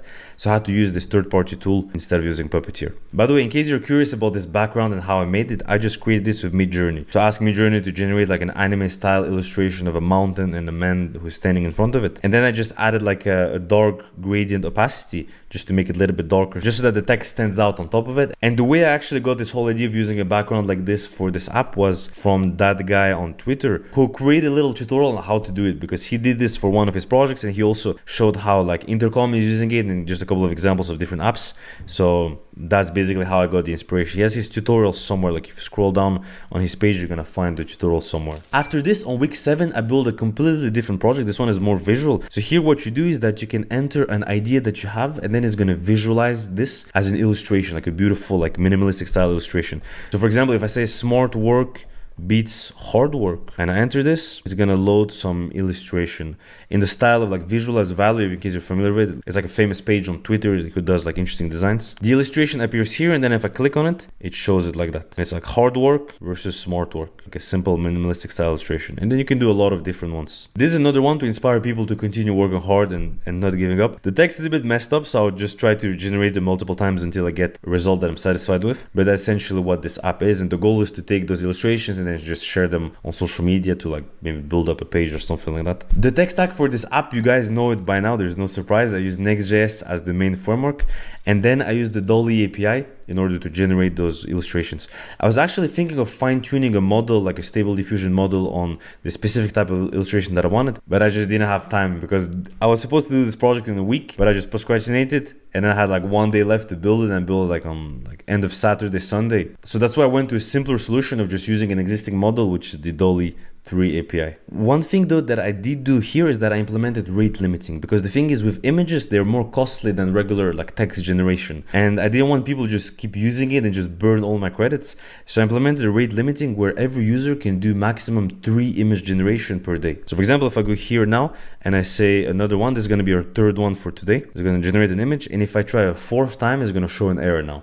So I can only generate 3 images per day. In order to do this, I used Upstash. So Upstash is a service that provides a Redis database, which can track all of the requests that you're making in your app, and you can limit it based on some criteria that you define, right? So you can say like 3 requests per day, or 3 requests every 24 hours. In my case, which is what I did. So it generated this, and then if I say something else, like again, like hard work, it's smart work. Well, actually, this is the opposite of what I said the first time. And you see here, there's an error message. It says, sorry, you can only generate 3 visuals per day. And then reach out to me on X if you want more. Now I want to show you a few tools that you can use to bring your AI projects to the next level. Young Chuck sees that AI is the new gold rush. Everyone is jumping on it, so he tries as well. But the competition is more fierce than ever. Everyone is using OpenAI to build projects and businesses. But the last Codebender is different. He also started with OpenAI, of course, but he then went deeper. He dived into new realms to get the edge. That's when he discovered the power of open source AIs, and he's using them to build what no one else is building. Young Codebenders, my name is Zaurbek. I'm a senior software engineer at an AI startup in New York City, and on this channel I teach you how to use AI to stand out as a developer and build cool stuff. In this video we're gonna see how to use open source AIs to build cool projects with the goal of getting rich in the AI revolution. During my research on this, I discovered a very interesting document. It's allegedly a leaked document, internal document from Google, where they say that open source models will win over time. They will win on Google, they will win over OpenAI due to the collective efforts of vast amounts of engineers. And this is very interesting because they see that they will literally outcompete the 2 biggest players in AI right now, which is OpenAI and Google. And there is one passage in particular that really surprised me, is this one. Open source models are faster and more customizable, more private, and pound for pound more capable. They are doing things with $100 and 30 billion parameters that we struggle with at $10 million and 540 billion parameters. So this really blew my mind, and this caught my attention. So open source models truly are very powerful and have a huge amount of potential. So I want to test that. Which one do you think out of those 3 images, all of them were generated by AI, but which one do you think was generated by an open source model? I want to see if you can distinguish the difference. Open source models are free, easy to use, they're customizable. 2 out of those pictures are generated by private, like closed source models that are paid. Which one do you think it is? It's actually the one in the middle. The one in the middle is the one that was generated by an open source model. This one was generated by Dolly. This one here on the left was generated by Midjourney. So open source is truly catching up, and you can see here on this plot as well, it's a plot about the accuracy of some language models. And you can see here are humans at 83.9%, GPT-4 is 85.5%, and look at this Llama 2 70B model is super close to GPT-4, and Llama 2 is an open source model, which again is very, very interesting. So now you're convinced about open source models. You want to explore this, you want to use it to build your next project. Where do you find those open source models? Well, the go-to place to find those models is Hugging Face. And I'll be honest, I knew about Hugging Face for multiple years now, but I always ignored them because I thought like, what a weird name it is, like Hugging Face. What kind of name is that? And then that logo and everything, I thought it was super sketchy and kind of lame also, I'll be honest. But I started to change my mind recently when I started working on this project, this AI project, which is a children's book, a custom generator. To build it, I actually used open source API called Replicate. It's a Replicate hosted an API for Stable Diffusion, which is an open source model. And I was like, man, actually, those models are very interesting and allow you to do very interesting things. And then I had a student who built an app also using an open source model on Replicate, which was like this custom QR code artistic generator. He was doing like QR codes that look like pizza or like cities or stuff like that. So this is very interesting. And that made me dive deeper into open source models and try to understand what is possible to achieve with them. By the way, quick side note, if you like these projects that you saw and you want to build AI apps that look similar to this, the pre-order for my bootcamp is closing soon, so if you're interested and you want to join, go to lastcomment.com/bootcamp. So as I continued my research into open source, that's when I stumbled again on Hugging Face and I decided to give it another shot. And honestly, I was mind blown by the types of things that are available there and just the types of projects that you can build. I'm going to cover this very quickly. You can think of Hugging Face as the GitHub of AI, which is a pretty big statement, but it's actually fairly justified, because the amount of models they have is absolutely insane. We're gonna check that very soon. But to get started, if you want to start building a project with Hugging Face, you basically just create a Hugging Face account, get your API key, find training models, find a trending model that you like, pick it, install the Hugging Face dependency, and then run just a basic example to get started. And from there, you can build more and more complex projects. So let's check a few models right now. I'm going to click on this link. It's going to open this page, and then you see a list with a bunch of different models. Look at this 15,458 pages of AI models that are available. And you have models for everything. You have multimodals, computer vision, natural processing, languages, audio. You have a ton of stuff. So for example, if I click here on text to image, you're going to find different AIs that are available here that serve like custom purposes. So here you have a model for Stable Diffusion, but then you also have other models for very specific things, like this one, for example. This is like a, I don't know, like a spaghetti image generator. And this is very interesting because those models are trained for very specific purposes. And for your application, this might give literally better results than using DALL-E or another like paid closed source API. So you have a ton of things in there. You have audio as well, you have text classification, you have literally anything that you can imagine. It's available there. One thing though that you're going to encounter when you start building apps with Hugging Face is the concept of inference. You will see this keyword and a couple of functions and some packages that you'll need to import in your apps. Inference is the process of applying a trained machine learning model to new unseen data to make predictions or decisions. I like this diagram actually to represent this. The first row here is the training. So you use a bunch of data, a bunch of images of like people, bicycles, strawberries, for example. You have a lot of labeled data that you use to train your neural network. And then that network, that model is able to make predictions based on it, is able to recognize those patterns, right? But what happens if you give it an image that it has never seen before? So you give an image of a bicycle that it has never seen before. It has seen other bicycles, but it has not seen this one. And inference is when it's able to actually predict and accurately determine what it is, like new unseen data. It's able to know that it's actually a bicycle. So now what I want to do is I want to give you a quick example of an app that we can build with Hugging Face. So I'm going to zoom in a little bit. So what we're going to do now is we're going to build a little translator app that takes text and just translates it in different languages. So first you're going to import the dependency, and then you're going to create an instance for Hugging Face. Then you're going to start a function. We're going to translate text, right? That's the goal of this little example. We're going to translate this text. So I'm printing it here. Then on this instance, I'm going to call the translation function. I'm going to provide it a few parameters. I'm going to provide this model. So this is a model for translations. I'm going to provide the input, which is the text to translate, and then parameters, which is the language. This is the source language and this is the target language. So I want to translate text from English to French. Once I get the response, I extract the translation text field from it, I print it, and I return that. So we're going to be just calling this function with this text. The text I'm using here is you're watching a YouTube video about artificial intelligence. So let me open a new terminal and I'm going to run this file. So it shows me the text to translate. Now you have to wait a few seconds and then it's going to show like the translated text in French. So here we have it. This is the translation. Vous regardez une vidéo sur YouTube sur l'intelligence artificielle. If I want to translate this in Russian, so I'm going to change the target language from French to Russian and I'm going to run the script again. Let's see what it gives us. Here we have it. This is translation. Вы смотрите видео на YouTube о искусственном интеллекте. So this was just a quick example of how you can use the Hugging Face interface to build like something very simple. But obviously you can go ahead and build way more complex apps using the different models that they have available to make very unique projects specific to the use case that you have.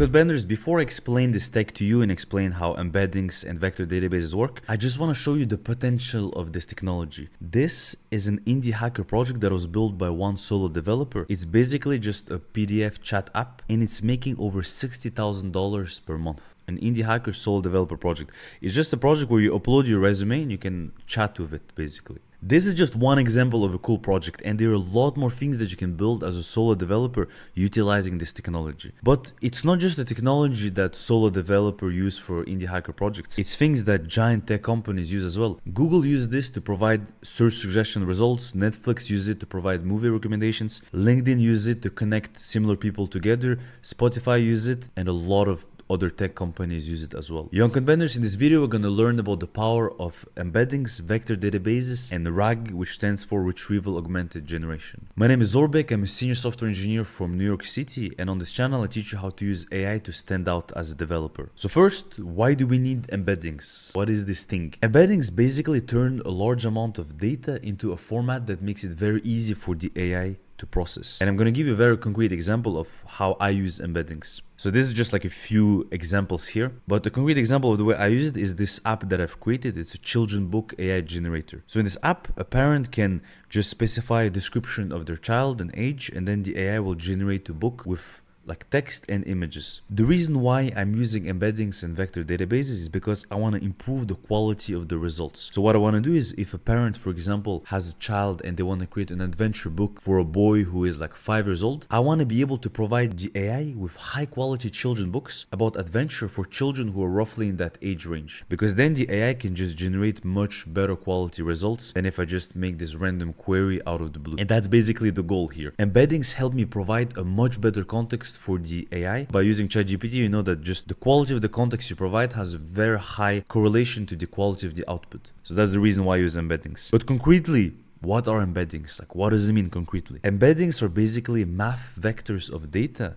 that represent words or sentences or paragraphs. Basically what it is. So if you have a sentence like, yo, what's up? An embedding of this would be a vector that is just a representation of this in numbers in space with many dimensions. And just to help you like represent this in your head, to kind of visualize it in 2 dimensions, it would look like this. If we had like 2 dimensions vectors, it wouldn't be as interesting because 2 dimensions is very basic to represent data. You don't have enough information. It's kind of like a very gross oversimplification. But let's say we have this just for the sake of trying to picture it in our head. You have this 2-dimensional representation where you have 2 dimensions. 1 dimension is vertically here. It's like the goodness of a character, and our data is like the characters here, and the other dimension horizontally is the strength of the characters. So you see that Goku is good and strong, so he's in this quadrant, and depending on the level of strength and goodness, he's gonna go further on the right side and then further up than another character. And you see that characters that are close to each other will have embeddings that are close to each other. That's kind of the way it works. So if you have words that are close to each other in the space, they're gonna be presented close to each other, and there's a bunch of things that we can do based on that. Now, like I said before, embeddings actually have a lot of dimensions. They have dimensions in the hundreds or in the thousands, so it's a lot more than just 2D. And even this picture right here is like a 3D representation, so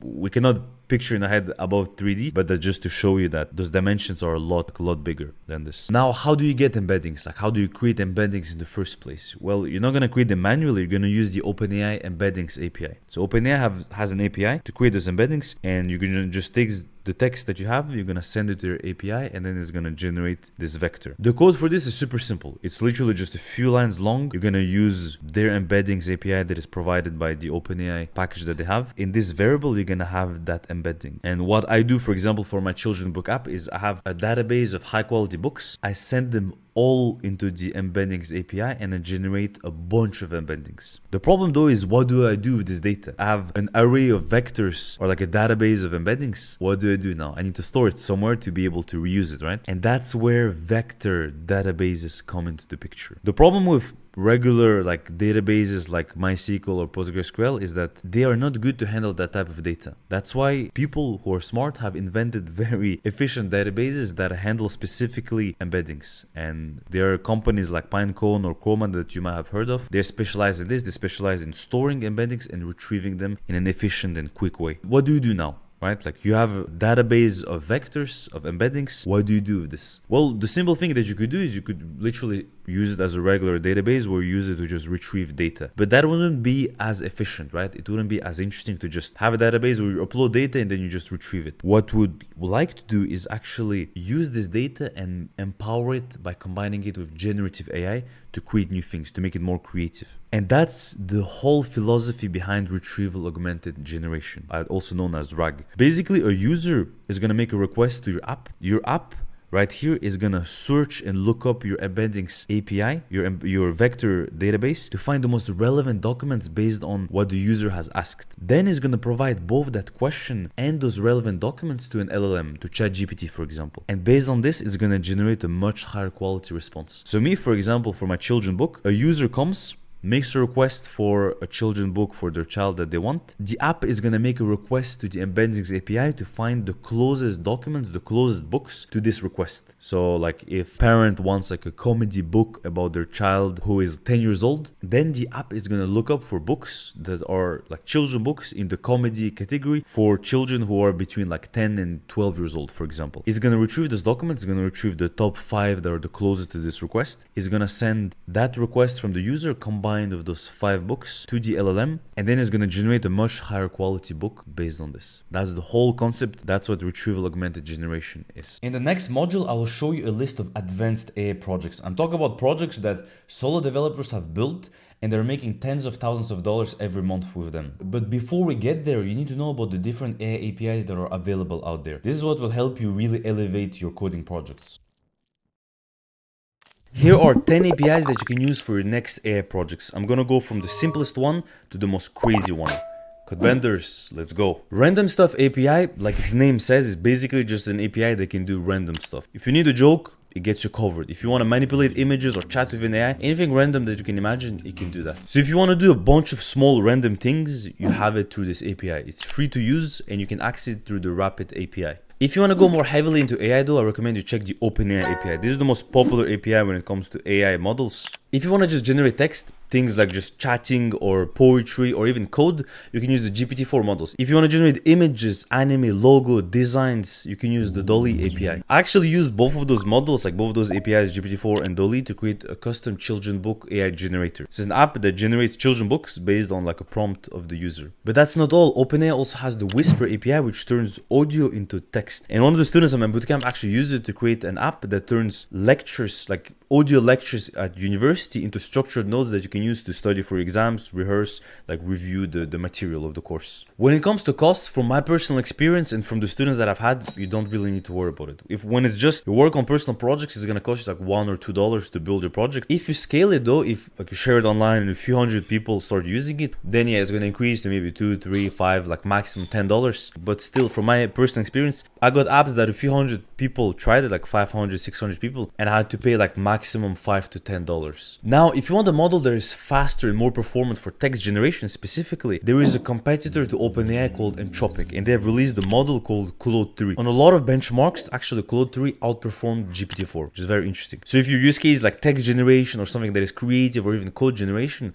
Claude 3 can be very interesting for you. I used it to build a YouTube AI generator that generates like creative video ideas and like titles and scripts. And from my experience testing both models, testing OpenAI and Anthropic, like with their Claude 3 model, did a much better job. It was a lot more creative. Like GPT tends to be kind of like more mainstream and just not as creative in general. So that's something that you guys can explore. And in terms of cost, it's very similar to what OpenAI does. By the way, Codebenders, if you want to build some AI projects but you don't have ideas, good ideas of what you can do, I've created a pack with 7 unique AI projects ideas that you can build like today.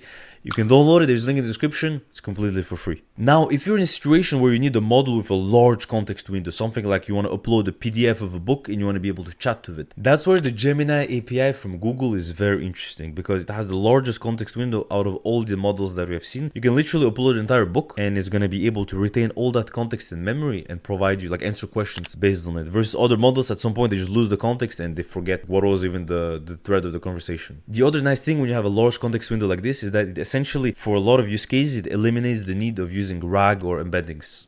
That's useful. Now, we have talked a lot about models that can do text-to-text generation or text-to-image generation, but what about going from text to audio? And that's where 11 Labs come in. You're just gonna give it a few seconds of anyone's voice, and it will clone it and make it look real. The API is pretty fast to use, and they have a generous free tier that you can use for most of your personal projects. Another interesting AI that I've actually discovered a while ago, like many years in the past, is Video AI from Google Cloud Intelligence API. So that's an API that allows you to extract metadata about videos that you give it, and it can recognize up to 20,000 different objects and actions and places, which is pretty insane. This means that, for example, if you give it a movie and you want to know what is the specific moment when a bald character with a red shirt was making a joke about eating cornflakes, and you can know that because it's going to give you the exact timestamp where that metadata showed up. I discovered this API around 2 years ago when I was searching a way to build a library of footage that I can use as B-rolls on my videos, because I was struggling at the time to find specific clips to illustrate some points that I wanted to say. And I thought, what if I had a library where I can just write keywords and it's going to show me all the best clips from different movies that have this situation in them. And someone actually built something very similar. There's an article that you can check out, like, using this API. And the nice thing too is that you can start using it for free because they give $300 of credits to use it. Alright, but what if we want to go to the next level now and go from text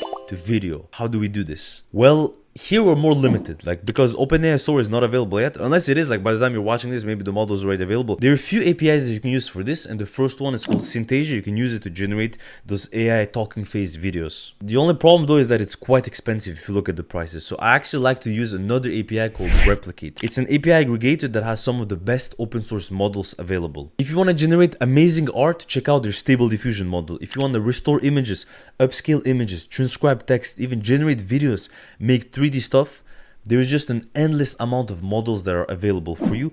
The pricing is reasonable. And the interesting thing is, if you can find some of the new models before they become mainstream, before a lot of people realize they exist, you can build projects that literally go viral. One of my students used one of the Replicate models to create an artistic QR code generator. So it generated that creates QR codes with an artistic layout. And that's the types of projects you can create, especially if you find those models early on before everyone else. You can build viral projects with this. We're not stopping there though. There is another API aggregator that I want to show you because it has some interesting models that I have not found on Replicate. It's called Eden AI. You can use it to do things like automatically parsing unstructured documents from a structured text. So things like PDFs that you have scanned that you want to parse, resumes, invoices. You can then translate those documents. You can also remove backgrounds from pictures, recognize faces, and do a bunch of other use cases. But now, what if I told you there is actually another API that is even more impressive than this, that has all the models that we discussed so far in this video and more? That's called Hugging Face. This is the place where you can find the wildest things. You want a model that animates pictures? No problem. You want to take your face and put it on a bunch of different characters? You got it. And of course, all the regular models like text to text, text to images, text to audio, you have all of those. And what I like is that you also have data sets that you can use to fine tune and train those models. Hugging Face is basically the GitHub of AI models. Congrats, you have just completed the module about the tools that you can use. Now you're ready to go to the next step, learn how to build advanced AI projects.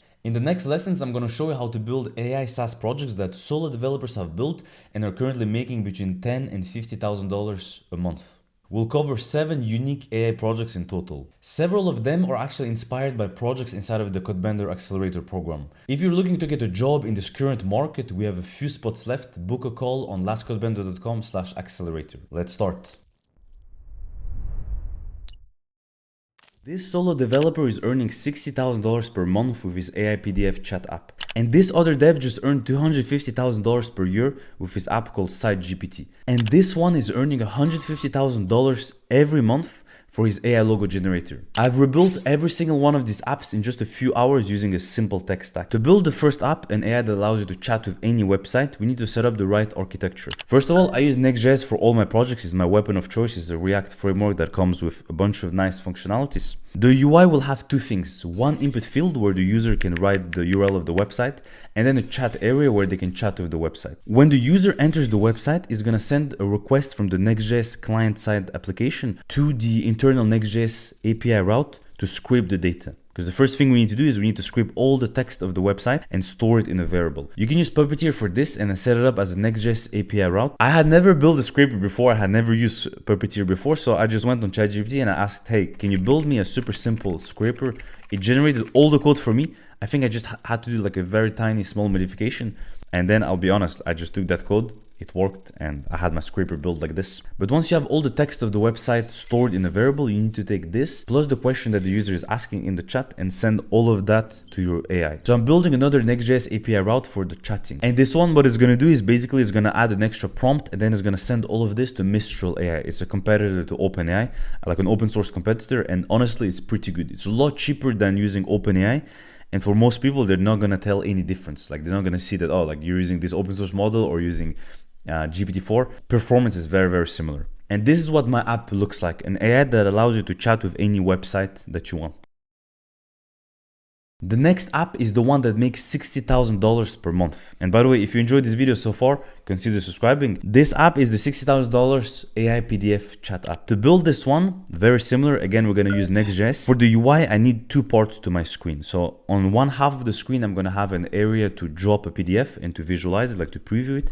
And then I need to be able to extract the text from it. So I'm going to do all of it on the client side, actually, to make it simpler and faster. I'm going to use a library called PDF.js. It allows me to extract all the text from it. I'm going to store that in a string. Then whenever the user asks a question to the chat, I'm going to take that PDF text together with that question and send that to an API endpoint that is going to be responsible for the chatting. And here you're going to notice that it's actually very similar to the other app that I just talked about, SiteGPT, because it's essentially the same thing, right? In SiteGPT, we had the text of a website together with questions of the user, and we send all of that as part of a conversation with an AI. And with the PDF chat app, it's the same thing. Instead of having the text of a website, we're going to have the text of a PDF, but then the chatting is the same thing, right? So we're going to send all of this information to an API endpoint that we have internally, like a Next.js endpoint. We're going to add a bunch of extra prompts to it to make it better. Use our API key there and then send all of this to Mistral AI. Again, I'm using Mistral for both of them just because it's a lot cheaper. And this is what the final version of my app looks like. You can just drag and drop a PDF there. It's going to read it. You can ask any questions that you want on any of the pages. And you can actually even drop PDFs that are in different languages. This is like a Japanese PDF and you can ask any questions you want on it.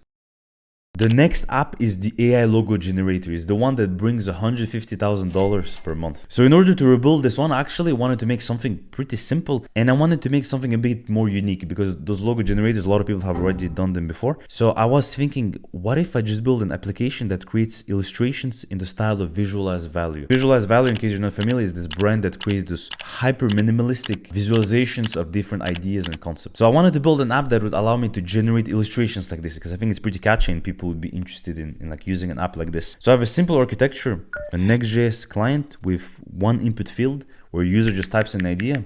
Then it takes that text, sends it to a DALL-E 3 API, adds like a very complex prompt to just try to get as close to as possible to a Visualize Value type illustration. And then it just sends back the image to us. That's it. Very simple. It's like a dark theme front end with one input field. I'm using Clerk for authentication and I'm using Upstash for rate limiting because I don't want people sort of abusing the API, right? Like image generation APIs, they're a lot more expensive than just text generation. So I implemented a rate limiting using Upstash. And I limit it to 3 requests per day. So users have 3 requests that they can use every 24 hours for free. One thing though that I would have improved if I had a little bit more time, because this app I literally built it in a day. Actually, technically even in a few hours because I'm reusing a template code that I have and I use it to just speed up all my projects. Instead of using DALL-E 3, I would have used fine-tuned stable diffusion. On their API, you can fine-tune models. I think if I would have provided like a bunch of illustrations like in the Visualize Value style to that model and just trained it, fine-tuned it, it could have even generated better results than DALL-E. Maybe it's something I'm going to do later when I have time. My students actually built a similar idea, like a literal an AI logo generator as part of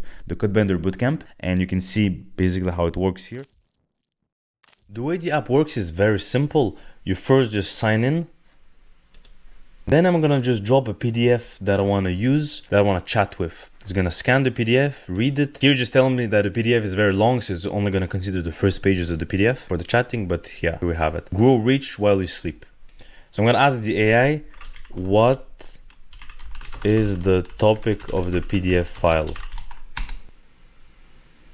Yeah, and here it says personal development, and it says the name of the author, Ben Sweetland, which is correct. You can also ask questions on specific pages. So for example, if I say, what is page 3 about? And it's gonna tell me. Page 3 introduces the concept of grow reach while we sleep, which is exactly this. It introduces the concept of the book. I can also upload PDFs in different languages. So for example, here I have this Japanese PDF that I'm gonna upload. So you see here, just full Japanese. And I can also ask, like, what is the title of the PDF? So you see, it translates it and it allows me to chat with it in English. Nice. I built this app, by the way, with one of the students on my bootcamp. This is part of a challenge that we're doing where every week for the next 7 weeks, we're building one AI app and just trying to share it publicly. The goal is to get more people to notice, try to get opportunities. I've been doing this for the past few weeks and I already have 2 companies who reached out to me to invite me for an interview.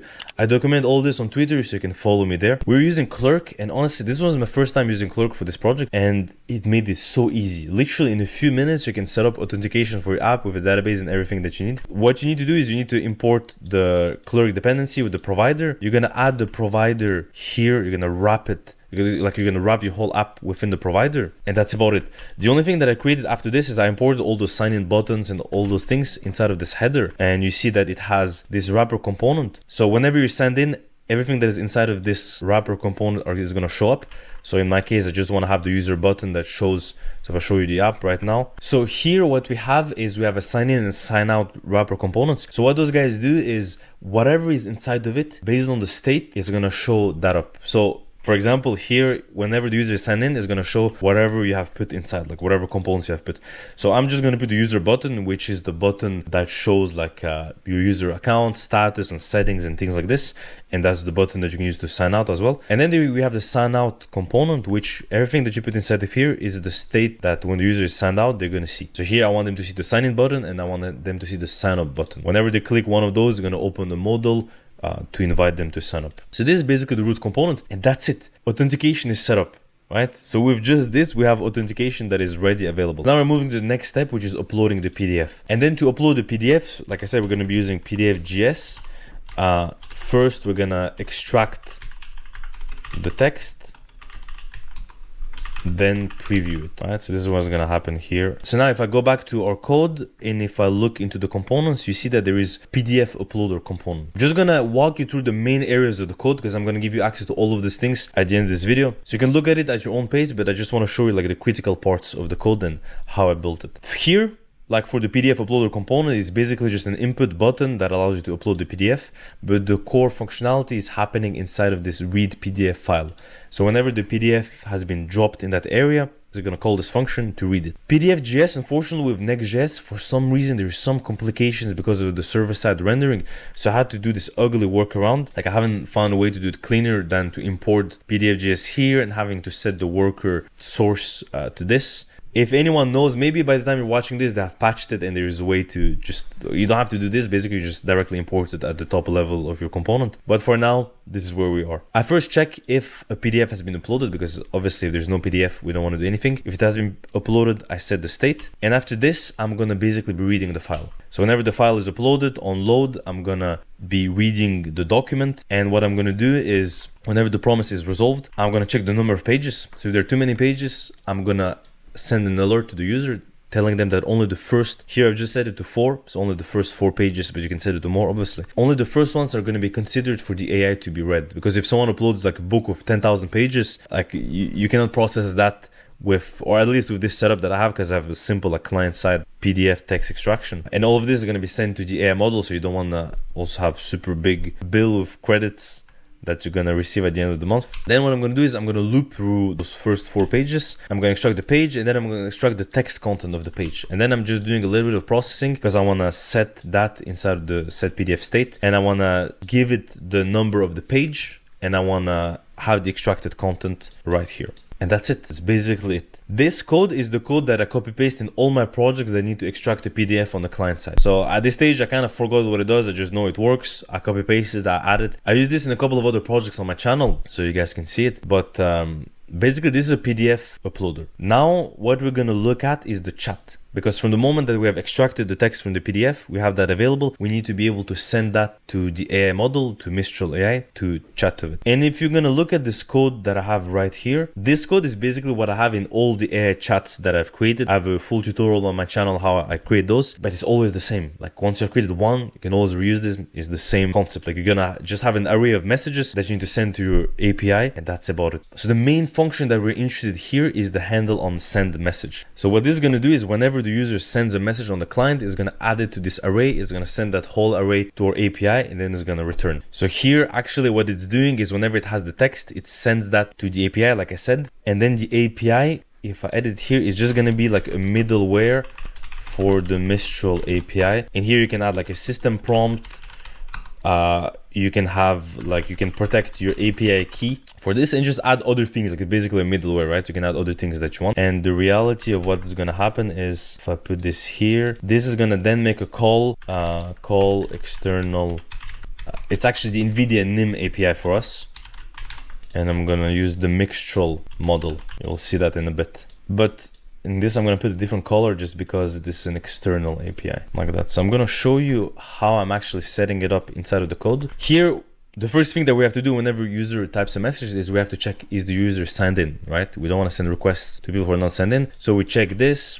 And if the user is not signed in, we open the sign up model. Then what we're going to do is I want to add just some basic rate limiting. So this is the rate limiting that I was talking about with local storage, where I'm just tracking all the messages that are sent, and if the user send more than the maximum message count per day, which I've set to 20 for now, then I send an alert and I don't allow them to send more messages.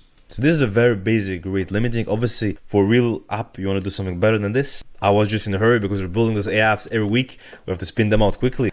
This is what I've created. In a future project I'm going to show you how to implement like a proper rate limiting. But then the core of what we're interested in is this.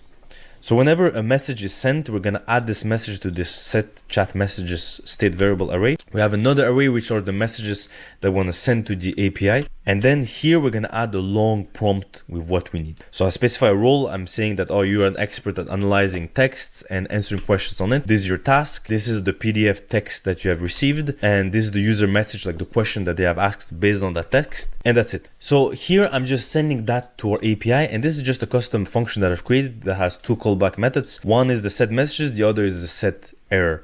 And the set messages, the only thing that I want to do is whenever the function finishes, it's going to set the messages right here inside of this array. It's going to display to the user. And if there's an error, it's going to send that error. So for example, here, if for some reason the user was not authenticated, it shows this. And at the end, what it does is that it sends the message count in the local storage. That's again for the rate limiting. So that's about it. So it's just a basic component that stores an array of all the messages, sends that to OpenAI, and then just maintains this communication. And then in local storage, just sets the rate limiting. So in terms of the API endpoint, it's very standard. It's just 20 lines of code. It's pretty short. What we're doing here is we're just importing some OpenAI dependencies. Then we're creating an OpenAI client. But the difference is we're not using OpenAI here, right? We're going to use the NVIDIA NIM API. So the difference is we're just using the OpenAI client, but we're changing the base URL so that it looks at NVIDIA. And then the only thing is here we're looking at the Mistral model. So we're not using GPT-4 or something like this. We're using Mistral. That's about it.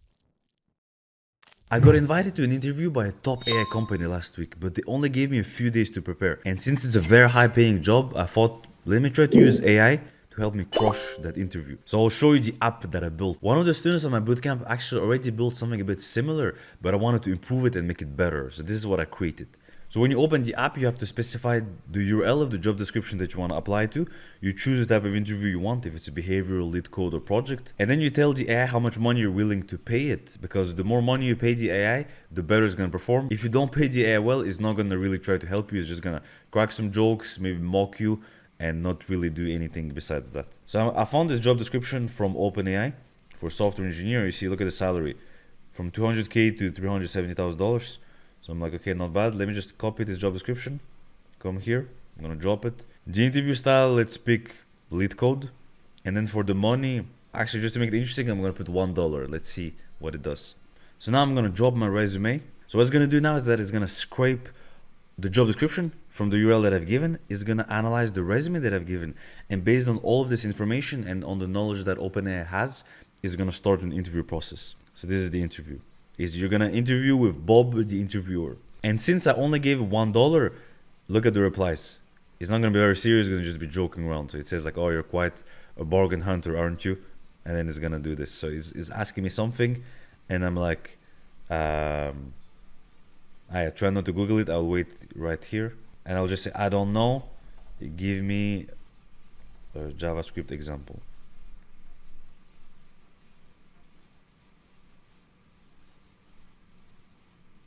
And then it just explains basically. And the nice thing also, you see the response is streamed and the rendering is pretty nice. So the code is within a code block, the spacing is properly, indentation and everything is nicely done. So this is the project that you'll see how to build in this video. To build this project, we're going to use Next.js. It's a very popular web framework that is used by a lot of companies. Then we're going to use the OpenAI API. Again, super popular API that is built by the creators of ChatGPT, so it's the best AI API that is available. And then we're going to use Puppeteer, which is, again, a famous web scraper. So we're going to use pretty popular technologies that are very good to add to your skill set. By the way, if you're interested in this project and you want to see more projects like this, and you're interested to get my help where I teach you build this project, where I give you all the codes, the templates, different ideas of projects where we can jump on calls, and I can help you progress in your project and grow in your career as an AI developer, you can check out lastcontent.com/bootcamp. This is a private bootcamp that I've created specifically for that reason. So if you're interested, you can just check it out. Now for the architecture of this project, we're going to try to make it simple. We're going to have a front end that is built with Next.js, and this front end is going to call two APIs. One API is going to be the scraper with Puppeteer. It's going to scrape the job description web page. And then the other API is going to be the OpenAI API. So this is what we're going to send. Once we have the resume and we have the job description, we're going to send both of them to this API. It's going to basically process the data, create a beautiful prompt, and then send that to the OpenAI API. OpenAI is going to respond, and this is what is going to start the chat to the AI. So now let's look at the code. I always like to go from top to bottom. So it's a top-down approach where I look at the highest level first, so the top level of the app, and then we go deeper and deeper step by step. So here we're going to start at the page level, and you see that at the page level there is basically the logo. So this is the logo that we have right here, and then there is this component, the wrapper. So we're going to look into what's inside, and the first thing that I always like to do is I look at the state, so what's defined here, and then I look at the return, which is the HTML, and I see that there is an if condition. And if we don't show the chat, then we're going to show the request form. So this is the initial stage we're in right now. And then if this variable is set to true, it means that we're going to show the chat. So there's a few things that we need to do first. And the first one being is we need a way to handle the interview when it's going to start. And this is what this function is going to do. So here, the first thing is we're going to define the message that we want to send. So basically all the inputs of the form, so the job description, the payment, the resume type, everything, we're going to send that to our API. So we're going to structure a prompt here where we basically just, like you see, like one by one, we add all these fields. And then actually, let me give you full screen so you guys can see more. Then we're going to send that data to the AI. And we're going to use this callback function to initialize the state, and the initial text response, we're going to pass it to the chat. What this does is that when we click on the button, it's going to process all the data, it's going to send it to OpenAI, it's going to get the first response from OpenAI, is going to pass it down to the chat, and so as soon as the chat loads, it directly will have the first message of the AI is already going to be there. You don't need to wait for it. So now what you need is something to set the show chat variable to true, like state variable to true. So we're going to do this, and we're going to call this start interview function, and when it's over, this is when we're going to set the loading to false and the chat to true. And the start interview is basically this function that we saw right here. So as soon as this function is called and it's finished, it means that the whole information was taken, it was sent to OpenAI, it got returned, and then we have everything that we need. So this is on a high level, but now what we're going to do is we're going to go deeper into the request form so that you understand how we actually process the resume, how we process the job description, how we scrape it, and then we're going to go into the chat component. So if I open the request component right here, you see that there is a couple of functions that we need. We need a function to read the resume, obviously, and we need a function to scrape the job description. And that's basically it. And then we need a function to handle the whole thing all together, to just like combine all that data and send it to the AI. If I scroll down, you see that there's a bunch of HTML here. This is basically the form that you see on the website. This is this HTML code right here. So we're going to look into the functions. I'm more interested in that right now. And the first thing is, again, if we look at high level, we're going to look into this function, the handle resume upload. This is the bigger function. What this does is as soon as the resume is uploaded, which for us is kind of like the submission of the form, is when the whole form is filled, the resume is submitted, it automatically sends the form and starts the interview. So this is kind of like our submit function. So we set the loading to true. because there's the loading to just process all the data. Then we get the file that was just uploaded. If there's no file, we show an error. But otherwise, what we're going to do is we're going to call the two main functions. One is that we're going to scrape the job description from the URL that we have. And the other one is that we're going to read the resume. So let's see how this is built. First is the scraper, right? That's the first field that we enter. And for that, it's literally just, we have an AI API. I'm going to show you how to build it, where we just make this call to that internal API that we have. We get the result, and then we populate the state with that result. The resume, though, is a little bit more complicated because we're going to use this PDF-JS-dist library. And this code, honestly, like, I'm not going to spend a lot of time explaining it because basically I literally took it from somewhere else. I just had to tweak it a little bit because it was a bit tricky. Like, there were some issues with Next.js and the dependency. I had to like be a little creative, but it's just basically processing the resume to extract the raw text from it. And that's basically it. So once we have this means that we can read the resume, we can scrape the data, and we populate all of this inside of this state variable, the set interview data. And that is sent back to the parent component, the wrapper, and it can use this data to send it to OpenAI. Is basically how it works. So now let's get deeper. We saw how the wrapper is composed, we saw how the request form is composed, but we didn't get one part, which is the scraper. How does the scraper actually works? And for this one, I don't like to say it, but literally this is ChatGPT wrote the exact code for this. I had to do a few tweaks, like add some types and just fix a few issues, but literally, like I never built a web scraper before, so this was my first time doing it. I knew about Puppeteer, but I just hadn't used it, so I was like, okay, let me try ChatGPT, let me see if actually can build like a complete API endpoint that does the web scraping that I need. And it actually built it, like all of it. And at first there was like a little bug and I had to just prompt it a few times so that it fixes itself.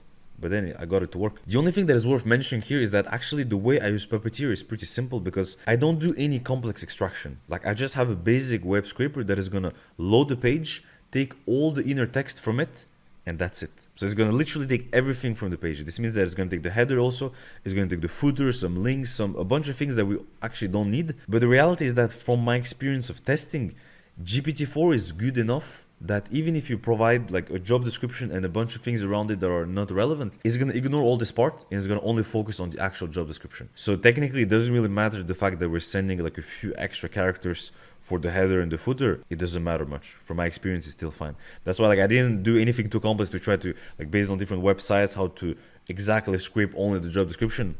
To me, something simple like this works well. So now that this whole part is covered, so we see how the wrapper behaves, we see how the request form behaves, how the scraper works, how we extract the data from the PDF. Now it's time to dive into the chat. The chat component starts by specifying a bunch of different props, specifying like objects where it's going to be just like the avatar images for the chat, a message type, and then we're going to get into the component. If you scroll down, you see that the rendering is pretty simple. There is this function that is going to basically show the chat conversation. The form at the bottom, that's just the input. So this is if I open the chat right here, this is the input and this is the chat. So we're going to need to see how this function is defined. But first, we're going to define a bunch of state that this component needs. So obviously it needs an input. It's going to extract all the data from the props. It's going to destructure the props because we're going to need all those fields for our prompts. It's going to generate the initial message. So the initial message needs to be inside of the structure. Then we're going to define a bunch of the initial messages that the AI is going to need to kind of initialize the first state of the app. And then we create the main state variables, which is going to be the chat messages and the AI messages. The chat messages is everything that we're going to show to the user inside of the UI. The AI messages are going to be the array of things that we send to the AI, because we send actually a lot more than what we show to the user, because we need all the context of the resume and the job description. All of it needs to be sent every time to the AI. Now let's look into the main functions that we're going to use. And the main one being the render response, which is going to render actually the chat conversation. And here it's a pretty simple map over the chat messages state variable. And so we're just going to show like an image for the avatar, and then we're going to wrap all of it inside of a markdown render just so that it can show like the code nicely and like all the formatting is perfect. But that's basically it. The main thing though is going to be this handle on send message function. So what this is going to do is anytime we type something in the input and we send it, is going to make the request to the OpenAI API. So we extract first of all the message from the input. We add the message that the user just sent to the chat messages array, like that state variable.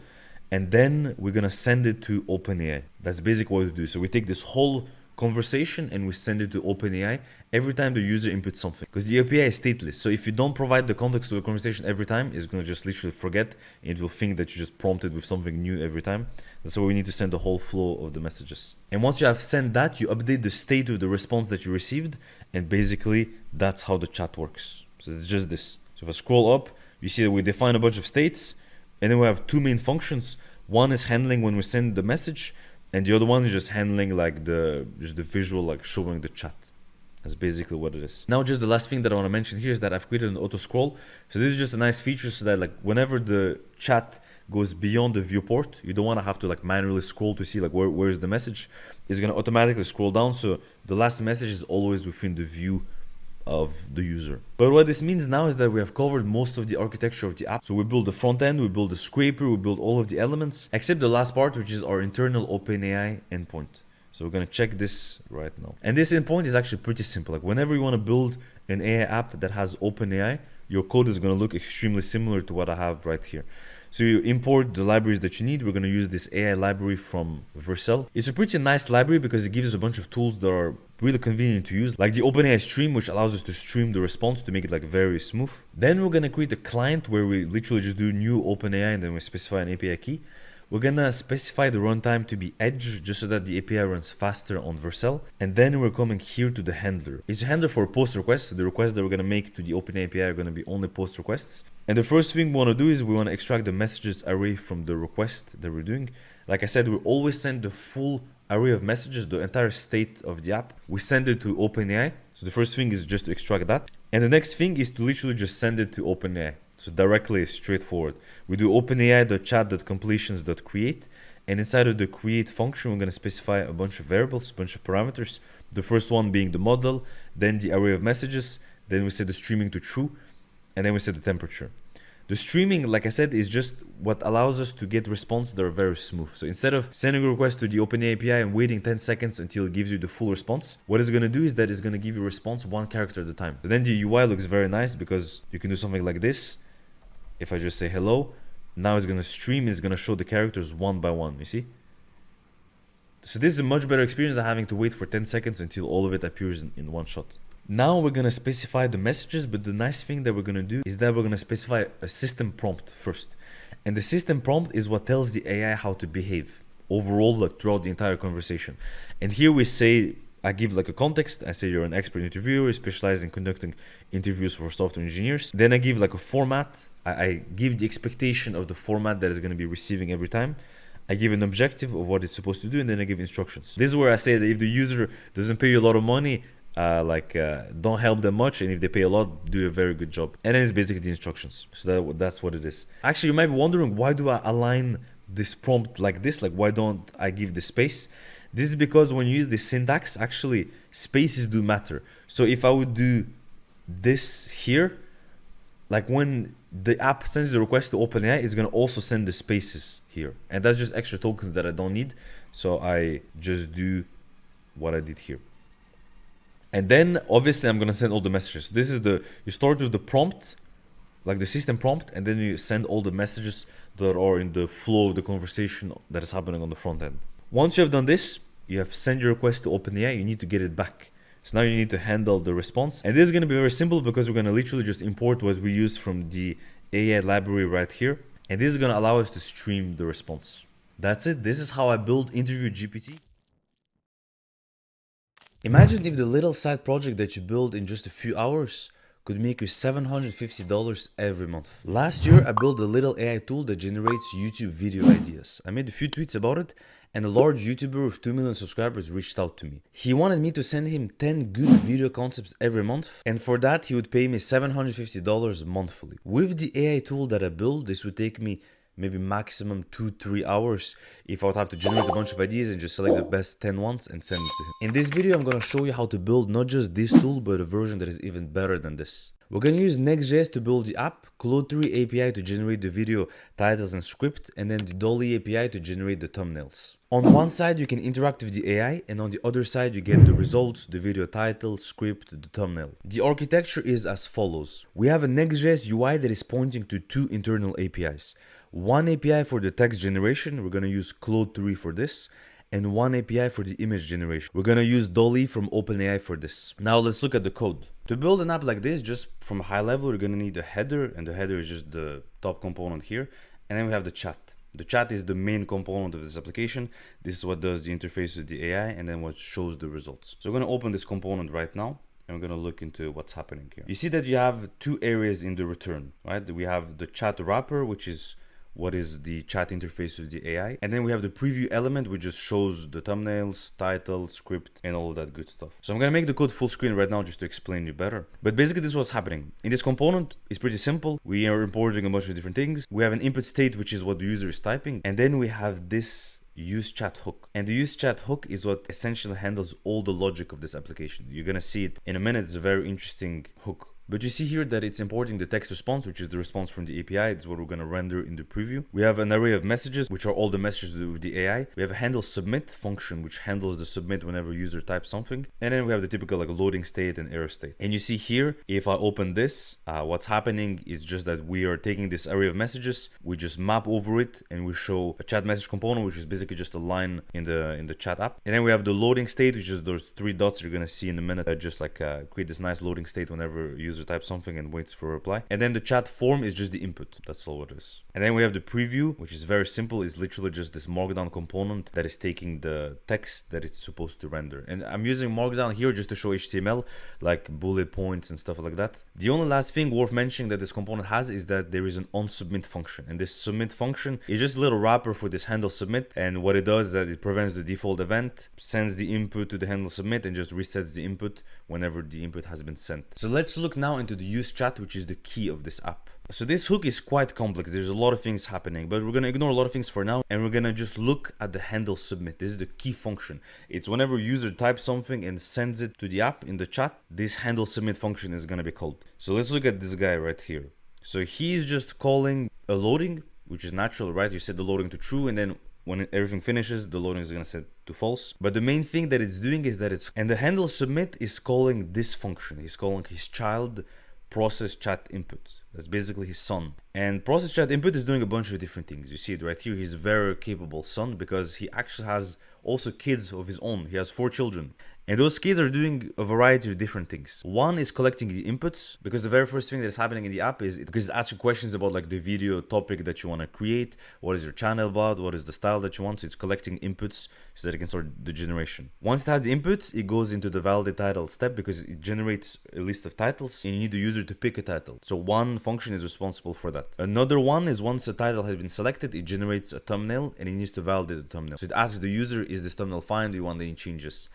And the last one is once the thumbnail has been validated, it goes into the script, and the script is the last step. So we're going to start with the first kid, which is the handle collecting inputs. And for this one, the thing is that I'm actually not calling the API at all during this step. It's just hard-coded questions that I'm asking, and I'm just trying to collect the inputs. And once I have all the inputs, so it's like 3 questions that I'm asking. So that's when I send it to the API. For this, what I'm going to do is I actually need to hard-code stages for the app. The number one stage is the collecting inputs, and it's going to have an index because I'm going to ask 3 different questions. So I need to be able to increment in that index. And this is the questions that I'm asking. I'm asking one question about the idea. So I'm saying like, what's the idea? What is the video topic that you have in mind? What is your channel about? And what is the style of the video that you want? And then I'm defining an array just to know the order, so that it's always this order. It starts with the idea, then it asks the channel, then it asks the style. Once I have this defined, I'm gonna go below in the handler, the handle collecting inputs, and I'm gonna find the current index so that I know where we are in those 3 questions. I'm gonna update a variable we have using the input that the user provided, and I assign it to the correct index. And then what I do is I wanna go to the next question after this. So I increment the index. I wait for a second because I don't want the AI to just reply instantly. I wanna simulate like a real chat engagement. So the AI is going to wait for a second, and then it's going to reply with the next question in order. And then it sets the stage to the next step. And so we do this as long as we have questions in the array. Once we don't have questions anymore, so once we have collected all the responses, that's when we're going to move to the next stage, which is, if I move right here, is the validate titles. So this is what I have to do here, is I have to tell it to move to the next stage, and I have to create a function that is going to start the generation of the titles. So let's look into this function right here. That's the next son.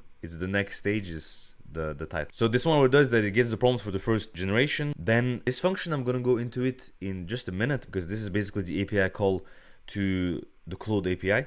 And what it does is that it takes the user prompt, it gets like the information that we have collected, and it sends that to the API. Once you get the results, it stores it into that state, and then it tells the assistant to ask like which title is your favorite, basically what it does, and then it sets to the next stage, which is the validation, right? So it's moving stages by stages within this flow. So it's a little more complex than just a random chat app where it's just like you're interacting with the AI. Here we have very specific stages that we need to follow. That's why we need all this logic. After this, we go into the validate step. And here what it does is that it first sets the state variable, which is the video data, which is the information that we have collected. And here we're collecting the information about the favorite title. And once we have that, we can start generating the thumbnail. So we create this chat that we're going to send to the AI. And we basically say, oh, this is all the information that the user provided. Now this is all the titles that you have given, which title is your favorite. And then the user replies. And we want to send this whole chat back to the AI so that it knows that the next step that it's supposed to do from there is to generate the thumbnail. And this is what it's doing right now. I'm taking all this chat, I'm sending it to the API through this function, and then it's gonna return me a thumbnail prompt. And I take this thumbnail prompt, I update two state variables, I ask if there's anything special that you want in this prompt, like because in case the user wants to add anything on top of it, and then I go to the next stage, which is the validate thumbnail step. And then we continue like this, we move to the next son in the family. So this one, what it does is that, like, I was trying to think how to actually validate the step. Like, once you ask questions about like, oh, like, are you satisfied with this thumbnail, for example, like how to make it so that if the user replies something, I move to the next step instead of just the AI interpreting the reply as being like a modification. So I basically made it very simple. If the user replies with a yes, or if the reply starts with a yes, this means that they're satisfied and we can move to the next stage. Otherwise, we need to do the validation step over and over again until the user is satisfied. So if the user is satisfied, you'll see that we're gonna move to the next step. But first, I want to look into what happens if the user is not satisfied in the validation thumbnail step. So if the user is not satisfied, we need to generate a new thumbnail, obviously. So what we do is that we get this thumbnail API call and we give the original prompt, and then I say make the following changes, and this is whatever the user has input. This is what we ask as the next change to make. So we do this, then we add a message to the assistant saying is the thumbnail okay. So in the chat you're gonna see a message appearing asking is the thumbnail okay, and then we're gonna replace that in the preview. So the set text response, this is what we're gonna use in the preview, and we just want to show the image inside of the preview now. So this is basically the thumbnail validation step. So you make a call to the API, you generate a thumbnail, you show it, you ask the user, is it fine? And now it's gonna keep repeating this as long as the user says yes. So once the user says yes, that's when we move to the next step, and it's basically just this. So we set the state to validate script, and this is the last step of the app. It is gonna call the validate script function from here. And this function, this is the last son of the family, this is the youngest child, but it's a very important one. So here you see that the logic is pretty similar. It's also like an if.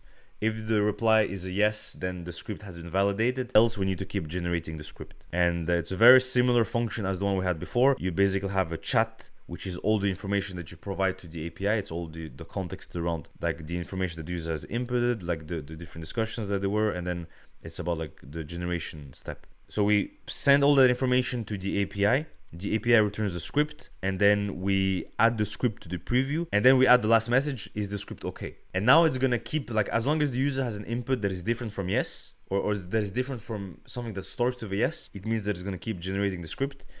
Otherwise, it means that you're finished and it's all good. So this was like the bulk of all the logic of the app, is just trying to think about all the stages. Now from here, it actually gets a lot simpler. I want to show you guys the API call. So you see that we had get thumbnail and get video text, and it's the API calls that are defined here. It's just two regular fetch calls. Like there's nothing special here. You see that it's just making a fetch call to the API text, and then this one is making a fetch call to the API image, and then it's just providing a prompt each time. That's all what it does. So there's nothing like special at this stage. The special part happens in the actual handlers of the API. So Next.js has those routes that are defined. If you go in the API folder, for example, there is this text API that I have, there's a route. And if I look into what's happening here, is that it's basically importing Entropic, which basically provides us with this client to use Claude in an easy way. I'm just creating an instance of that client with the API key that I have. And then I have this post request handler. And this one basically just gets the prompt messages array from the body, and then it's gonna call the Entropic API, which is Claude in our case. So this is the regular syntax, it's entropic.messages.create, but then we're gonna specify parameters inside of it.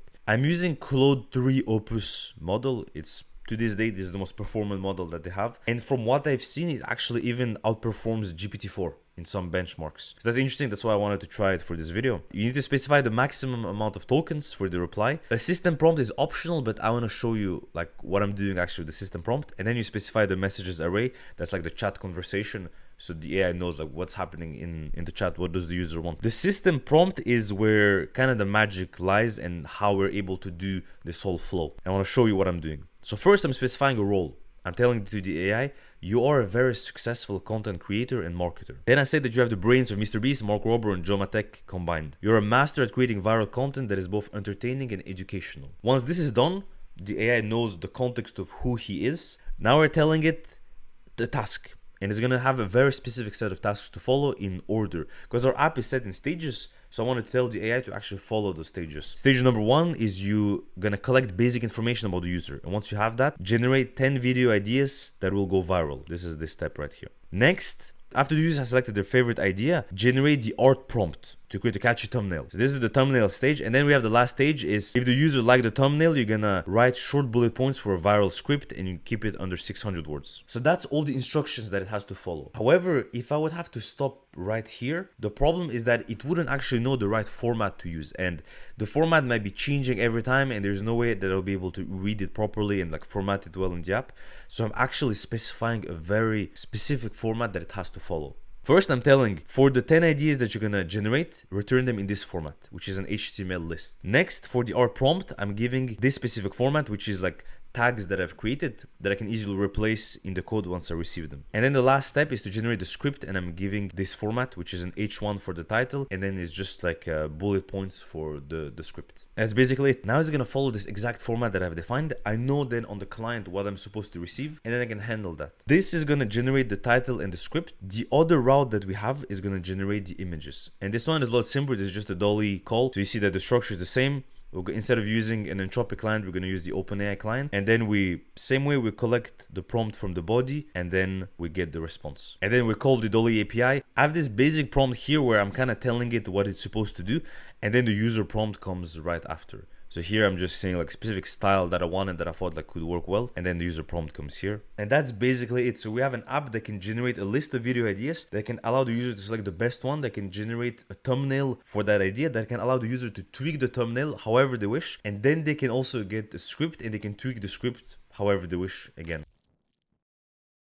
I saw this guy making $250,000 per year with this AI app. I'm gonna show you how you can rebuild it and quickly hack it together in just a few hours. I started a challenge to build one AI app every week with my Codebender community. I was supposed to have the whole week to build it, but I kind of procrastinated during the entire week, and then I only had the weekend, just a few hours to finish the project. So here's my plan. First, I'm gonna build a front end and I wanna make it very simple. It's gonna be a Next.js application that just has one input field where you can enter the URL of a website. Then once you submit, it's gonna call a scraper to extract all the content from it. And from there, it's just gonna be a regular AI chat. I've built some of them before already on this channel where it's gonna interact with an AI where you can just ask questions and get responses. So part 1, we're building the Next.js app. There's nothing special here. It's literally just a basic Next.js app with an input field that can take a URL.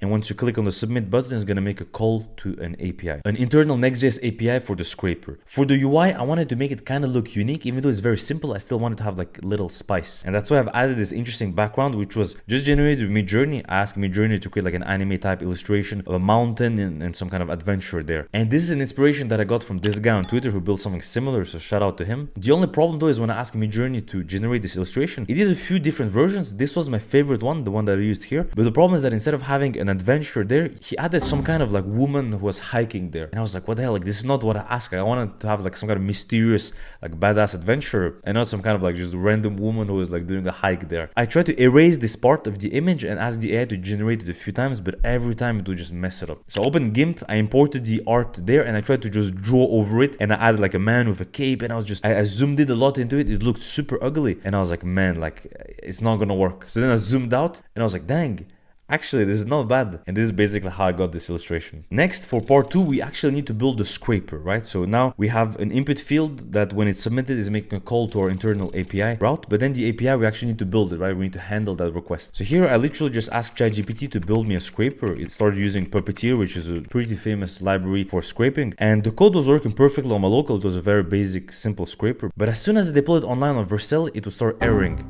And I was like, why? Like, what's happening? I don't understand. Turns out I was hitting a limitation applications on the free tier account. So I had two options. Either I would have to upgrade, which I've never done. I have like 10 plus projects on Vercel. They're all still running on the free tier. So I'd have to either upgrade or I have to find a separate solution. So I found a third-party tool called Scraping End, which is basically an API that allows you to scrape websites whenever you make a request. Now that we have this, we can build the actual chat. So this is part 3. I've already showed you on this channel like tutorials on how to build an AI chat. So I'm not going to do this again here, but I basically took like a video that I've already done here. I took the exact code, I copied it, and I pasted it into this new app. The only difference that I introduced is instead of just chatting with an AI where you send questions to an AI and then the AI responds, I also added the context of the website, so the whole text that I got from the website inside of the prompt, so that it knows that the chat is around that website and it's supposed to answer questions on it. And for the AI model, I'm just using Mistral. This is an open source alternative to the GPT model from OpenAI. And the only reason why I used it is because it's cheaper, or in my case, actually it's completely for free because I'm using it through the NVIDIA API. And when you sign up on the NVIDIA API, you get access to 1000 credits for free. So for most of your personal projects, you're going to be able to just use those free credits that they give you, and you're not going to even have to pay anything for that. So in my case, I have this app that is deployed and is just running for free. Now that the chat is here, it means that we have all the main functionality of the app, right? Like users can input the website, they can submit, it's going to scrape all the content, and then they can chat and ask questions to it. What's missing though is that we need to make it more secure and we need to make it more scalable. So that's part 4.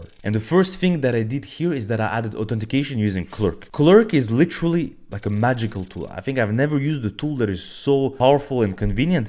It allows you to set up authentication for your app in literally like minutes. The first time that you use it is going to take you a few hours just to get used to it. And like for me, the first time I used it, I think it took me like 2 or 3 hours to set up because I was running into some bugs and I was trying to troubleshoot it. But now for any project that I create, in literally a matter of 2-3 minutes, like I'm not kidding, in 2-3 minutes, because I copy paste my code, I have authentication that is running, I have like a database, I have everything that I need. And the other nice thing as well is that it allows your users to sign up with any provider that they want. So you can enable like Gmail, you can enable LinkedIn, GitHub, you can have like a form with a bunch of different inputs, you can do literally anything you want, and it's all out of the box available for you. It's a very, very good tool. And on top of it, they have a very generous free tier, so you can use it for free in your applications until I have like 1,000 users or more, something like that. So it's pretty generous. The next thing that I did to make the app more scalable is once I had authentication, so once I had actual users, I could implement rate limiting. So since I'm making the app available for free, I don't want people to use it unlimitedly for free because every API call has a cost, right? Even though I have like a free tier with NVIDIA, once the free tier is over, like I would have to pay for it. So I implemented rate limiting using a tool called Upstash. And what Upstash does essentially is gonna track every request that you're making, is gonna store them in the Redis database. And once you reach the limit, like the rate limit that you have defined, and in my case, I just defined that I want maximum 25 requests per day. So my users wanted to sign up, I allowed them to do 25 free requests every single day. And once that limit is reached, that's when their account is blocked and they cannot use it for the day. So that's how it works, and Upstash makes it very easy to set up something like this. I used it the first time for this project, and I think it took me like 30 minutes or something to set up the whole rate limiting. Part 5, now we have the app ready. So here's a little demo. You come on the app, you first have to sign up or to log in, and once you're in there, you just drop the URL of a website that you want to talk to. You click on submit, and then you start asking questions to it, and you can just engage and interact with that website. And you're limited to 25 free requests every single day. I posted this app on X and LinkedIn, and I got a few people to try it like that. You can follow me there if you want to get updates in real time on projects that I'm building and things that I'm learning. Now I want to show you an AI project that a client paid us $1,200 to just use for 1 month. I built it with one of my students. It's an AI that can turn a long piece of text into high quality business LinkedIn posts.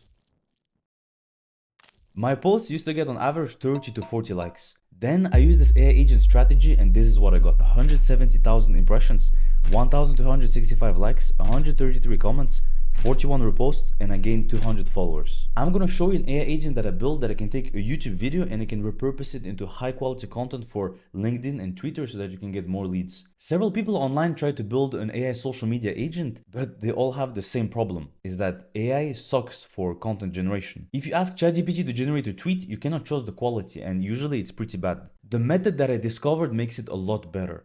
I'm a senior software engineer. I've spent the last 5 years working at tech companies in New York and LA, and I've recently left my job to build AI solutions. I've basically codified the process that content creators use to go viral. So the main problem that AI has right now is that it just sucks at generating content for social media, right? Like if you ever try to use ChatGPT to generate a joke or be funny, it's gonna make the most boring or lame joke ever. If you ask ChatGPT to generate a tweet, it's gonna look like you jumped 20 years in the past, or like 10 years maybe in the past, where using emojis and a bunch of hashtags was the way to go viral on Twitter, right? So there's no way that you can post something like this. If you try to post this on Twitter or on LinkedIn, like, you're not gonna get any leads, you're not gonna get any engagement. So I was thinking, actually, what is the way? Like, what could be a solution? Because all those agents, everything that people are building, it's nice, but it doesn't really work. So what I thought is, what if we actually codified the simplest way that people use to go viral? And really, the simplest way is, if you look at a platform like YouTube, for example, people look at videos that are outliers. So if I see a channel that performed exceptionally well, where one video performed a lot better than the average. So for example, you see this one, how to get ahead of 99% of people. This video got 22 times higher amount of views than the average on the channel, and it got 4 million views. This was a year ago. Then you see that this person built the same video 4 months ago, and it performed 44 times better than the average on their channel. And it's basically the same video. This one is 12 minutes long, this one is 12 minutes long. This is like close to the same thumbnail, same title, nearly everything. And so it got 2.3 million views. And this is really the easiest way to go viral on social media. You take an idea that has worked, that is proven to work, there's like objective data. You know that it has worked on this channel, it has outperformed. And actually this idea, a bunch of other people did it, and it has outperformed on all of those channels. And this was a comparatively small channel as well. So this is very interesting. And I was thinking, how can we build something similar to this for our use case, right? Repurposing videos into text content. And we can do something very similar. What if we take an AI and then we give it as examples outlier posts? So posts on Twitter, on LinkedIn that performed exceptionally well on smaller pages. Because you know that if a post performed really well on a small channel, it means that it was just purely based on the post.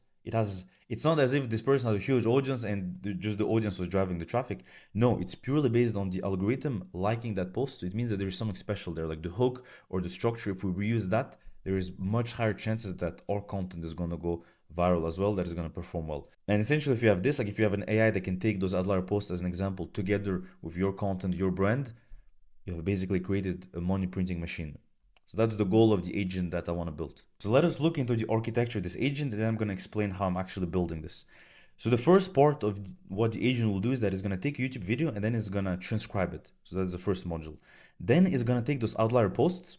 Once we have the transcription of your video together with the outlier posts, we can pass that to the AI. And here I'm actually using Claude. I'm not using ChatGPT because the GPT models, from my experience, are not as good for content generation. Claude is just a lot more creative. So I'm giving it to Claude and then I'm asking it to generate tweets based on this. So it will have example tweets that performed very well together with the content of your video, together with the content of your brand, essentially. And it's going to generate a bunch of tweets based on that. Now, all the tweets should be pretty high quality already, but you might have favorites, right? You might still want to select them before actually posting them on your page. So you're going to select your favorite tweets. And here is where it gets interesting. We're going to now take the favorite tweets you have selected because it's extra data that is available for the agent, right? Together with the video script from before, together with the outlier posts from before. And then we're gonna again pass it to the AI and we're going to ask it to generate LinkedIn posts. And now it's going to generate much higher quality LinkedIn posts because it has more data available. There is more things that can be built. We're actually looking into building potentially like features to generate newsletters, like high quality newsletter content, blogs, and more things. But this is the agent in a nutshell right now. This is the architecture. So let's look into the code now. I built this Next.js app that basically does what I described, and I'm going to show you very soon, basically in a few seconds, I'm going to show a demo of how the app works. But in terms of the code, essentially I have this main component, and this component is going to have two functions. One is to generate the tweets, and one is to generate the LinkedIn posts. So when I want to generate the tweets, I'm going to make a call to our API that generates the tweets. And then when I make the LinkedIn posts, I'm going to make a call to the API that generates the post. So the code here is fairly simple. It's just like calls to an API. And then there's just a little bit of logic and just UI stuff. But if I show you the actual API, this is where the interesting part is. There's three main endpoints. There's one endpoint that generates the tweets, one endpoint that generates the LinkedIn post, and one endpoint that generates the scraping for the YouTube video. So if I want to generate the tweet, or if I want to actually scrape the video first, that was the first part of the architecture. This one is actually pretty simple as well. I'm just using this YouTube transcript library. It's going to take a URL of the video and then it's going to give me a full transcript. So that's the first step. Once the transcript is available, we have this generate tweet API. So here it's going to get the transcript of the video based on the other endpoint that we created. And once you have that transcript, it's going to ask the AI to generate a series of tweets based on the transcript plus those example tweets that we have provided, those outlier tweets. And here it's going to generate the output, and we use structured output just to get like a nice format back in the UI.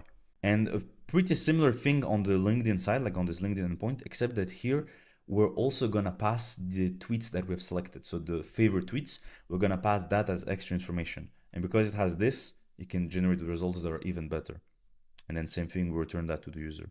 So now let's look into a demo of how the app works. I'm gonna take a couple of videos on YouTube and try to generate interesting tweets and LinkedIn posts for them. All right, so this is what the app looks like. So here you provide the URL of the YouTube video, and then you provide examples for tweets and examples for LinkedIn posts. And then you click on this button, it's gonna generate tweets for you and LinkedIn posts. So what I'm gonna do is I'll pick one video from Alex Ramos's channel. So I'm gonna take this one, I pause it, I take the URL, I paste it here. And what I'm gonna do, just for the sake of this example, I'm actually gonna take this post that I made that went viral. I'm gonna paste it here, and I'm actually gonna use the same for LinkedIn and Twitter. I'll just use this one to kind of show you what it looks like. I click here, the algorithm is running, the agent is working, and then it's gonna generate a few tweets for us. We're gonna be able to select those tweets, and it's gonna generate some optimal LinkedIn posts. That's it, here are the posts. You see that for every post, there is a viral potential score. So this is the AI basically giving a score of the potential that this tweet has. For example, this one, the easiest business to $1 million tier list. And then it gives you a list. So this is a pretty good hook. This one also is a good hook, is an 8 out of 10. Never start a coaching business, do this instead. And it gives you like a list. I can see this one doing pretty well. This is another one, 8 out of 10. This one, don't start a digital course business until you have an exit plan. And then this. So I kind of like this one. I like this one. I don't like this one as much, so I can delete the ones that I don't like. And then I'm gonna say, yeah, let's say this. So these three. I've selected these as my favorite ones. So I'm gonna first post these. Actually, I can try to post them. But then I'm gonna click here to generate some LinkedIn posts based on, again, it will have the transcript of the video, the examples, tweets and LinkedIn posts that I gave, plus the tweets that I took that I liked. Perfect. So we have our LinkedIn post here. So look at this one. I tested 10 years of business models. Here's what I learned. Again, like this one, I'm confident that this can perform really well. It's a pretty good hook. So these were the results. I'm pretty happy actually with what it came up with. And this was with just one post that I gave as an example. So this is pretty good. I'm going to try another video now. I'm going to try Dan Koh's channel. So I'm going to take his most popular one, just copy the link and then generate a bunch of posts for him. This is it. I like this. Look at this one. I tested 10 years of productivity advice. So that's a very good hook. If you're feeling stuck, use this. This is 7 out of 10, 6 out of 10. What is a 9? Okay, this one is a 9 out of 10. Don't start. So here, replace with the year because the video was from 2023. That's why it has the year there. But you could put like, don't start 2025 or 2026, depending on when you're watching this. Until you do this, this is a very good hook. And then again, like a piece of advice. And if I want to try a different niche, like for example, here I wrote law firm education. I can select this video, is law school worth it? I click on it, I copy the URL, and then I go through the process again to generate a bunch of posts. So here we have it. There's a lot that can be improved here. And if I show you the diagram again, there's a bunch of new features that we still want to add, like the ability to write newsletters, high quality blogs, the ability to schedule posts easily, the ability to automatically scan and get the AI to find all those outlier posts. This next project you will see got me 9 companies who reached out to me as leads for my consultancy business. They basically wanted to hire me to build an AI agent like this one for their company. The project is a voice AI agent and I had timed it perfectly. OpenAI just released their OpenAI real-time API. I quickly built a project of it. I was among the first people to do it. I shared it online and it got me a lot of leads. Voice AI is the new frontier of AI and probably 90% of businesses in the future will all have an AI voice agent. So this is a very interesting project. Let's look into how to build it. So this is basically a demo. So here I disconnected the agent, but this is what it looks like. So now let's dive into the code. So here, in order to go fast, I use the OpenAI example code that they use to display how the OpenAI real-time API works. So I took that code and just introduced some changes to fit our use case. So the first thing you're gonna see here at the app level, this is a React application. I'm gonna just zoom in a little bit, is that you're gonna see here, there's 2 states for the app. One state is the scraper, the other state is the voice chat. So the scraper is simply, if I open it right here, the scraper is a form that is going to take a URL. We're going to take that URL. We're going to use the scraping end API to be able to scrape it. And then once we have the HTML content of the website, we're going to apply this utility function that is just going to process that HTML. And then it's going to add it inside of the text content variable. Once the scraping is done, it's going to automatically show the voice chat component. And here there are a couple of points that are really important to cover. Number one is the instruction, right? So you have to specify instructions for the agent to talk to. So this is just the system settings that are going to be used as like overall instructions for the agent. So you provide just a couple of bullet points, you provide like a personality. And in my case, the most important is I'm going to provide the data about the website, right? It's the data about the business that we want to be interacting with. Then if you scroll down, you're going to see that we're instantiating a couple of different references. So the first one is for the recorder. So you need something to be able to record the voice of the user, right? You need a player to be able to play the voice of the AI. And then we need to have a client reference for the real-time API. And this is provided within this client, the real-time client, which is this module that OpenAI has released. It's still in beta version, but we can use it. Once those variables are defined, we need to have a way of triggering the chat, right? It's like you make a call, there needs to be like this trigger to be able to talk, right? So we have just a button. We have a connect button, and when the user clicks on that button, the chat begins. So we have this function to connect the conversation. And here, essentially, what is happening is that we're going to connect to the microphone. We're going to connect to the audio output so that both of these things can work. And then we're going to connect to the client, and we're going to send the first initial message. So the first message here, like here's just a hello message. You can specify to anything you want, but this is the initial message that is going to be sent to the agent automatically. Like you don't have to even say it, and the agent is going to reply with something. And it's going to say like hello, like, and then it's going to present itself. After this, the next thing that is important is this use effect that you see right here. This use effect is going to run as soon as the app loads. We're actually defining the agent. So the instructions that we defined above on top, we're actually adding it to the session of this agent. So adding the instructions here. This is an extra functionality to just be able to transcribe the audio so that you have like a chat transcription. It's optional. You don't necessarily need it. It's just nice to have like a chat transcription of whatever is being said. Like if you want to keep it for your own records or something. And then you can specify the voice. There's a couple of options for the voice. Alloy, like this one is, from my experience, is the best voice. So I picked that one. Then you can specify an error logging. You can specify interruptions, like what it's going to do once you interrupt. Because basically once you interrupt the agent, you want it to stop talking. You don't want it to continue talking as you're talking. You want it to stop. And then the final part here is, this is in case you want to show the transcripts of the message. You're going to have like a function here, and we're going to set this set item state variable. And it's going to have the voice, like of the whole conversation, essentially. So that's about it. Then in the rendering is just some UI basically to render all of this in a nice app, like render the chat. This is the button to connect it. And that's about it. So it utilizes the example from OpenAI. I'm going to leave the link to the repo in the description. And then it's just a couple of changes that I've introduced to fit the use case and have the scraping so that you can adapt it to a specific business. So here I can have another website. I see this one, and I'm going to do just a demo of it. This is a high ticket coaching program. I'm going to take it, paste it. Again, it's going to scrape it, and then we're going to be able to talk to an agent that will try to qualify us for the program. Hey there. Are you interested in becoming a certified funnel expert and scaling your business? Tell me more about what you're looking for.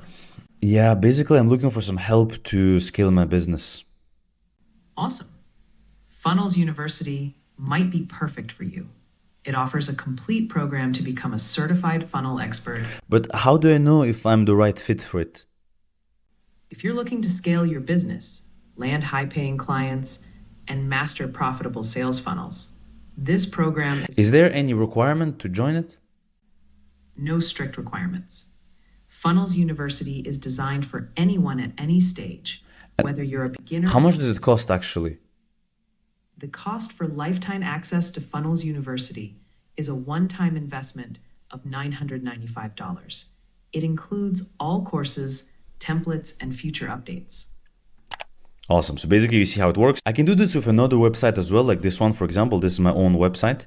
And actually I have the app running on my phone as well, so you can see. So I'm going to just show you what it looks like just by trying to call this agent. They're excited to help out. Are you looking to turn an idea into software or need AI integration for your business? Yeah, basically I'm looking to build like a lead scraper. Awesome. We can help with that. We specialize in rapid MVP development and AI integration. Shall we schedule a free consultation to discuss your project further? Yeah, that would be great. And also I would like to know, like, is there anything I need to do to qualify? Or, like, do you have still some spots available to work this month? Yes, we have 3 spots left this month. To qualify, we just need to understand your project goals and requirements. Let's set up that consultation to dive deeper. What's your availability like? And that's it, basically. Actually, let's try something interesting. Do you speak French? Oui, je parle français. Comment puis-je vous aider aujourd'hui? Oui, parce que je parle pas anglais, donc je voulais savoir c'est quoi que le site fait, quel service vous avez. Bien sûr, nous aidons les startups et les agences tech à créer rapidement des logiciels rentables. En un mois, nous développons des NZP, des outils internes et des prototypes. So essentially, this is how the agent works. It's multilingual, very cool capabilities. Congrats on completing all the modules. If you learned anything in this video, please comment. It gives me a good indication to make more videos like this. But one important thing, building projects is actually useless unless you know how to actually get opportunities from those projects, how to monetize your coding skills. That's why I've made this full guide with a roadmap on how you can start your one-person coding business. Check it out here. Thank you for watching. Assalamu alaikum, codebenders.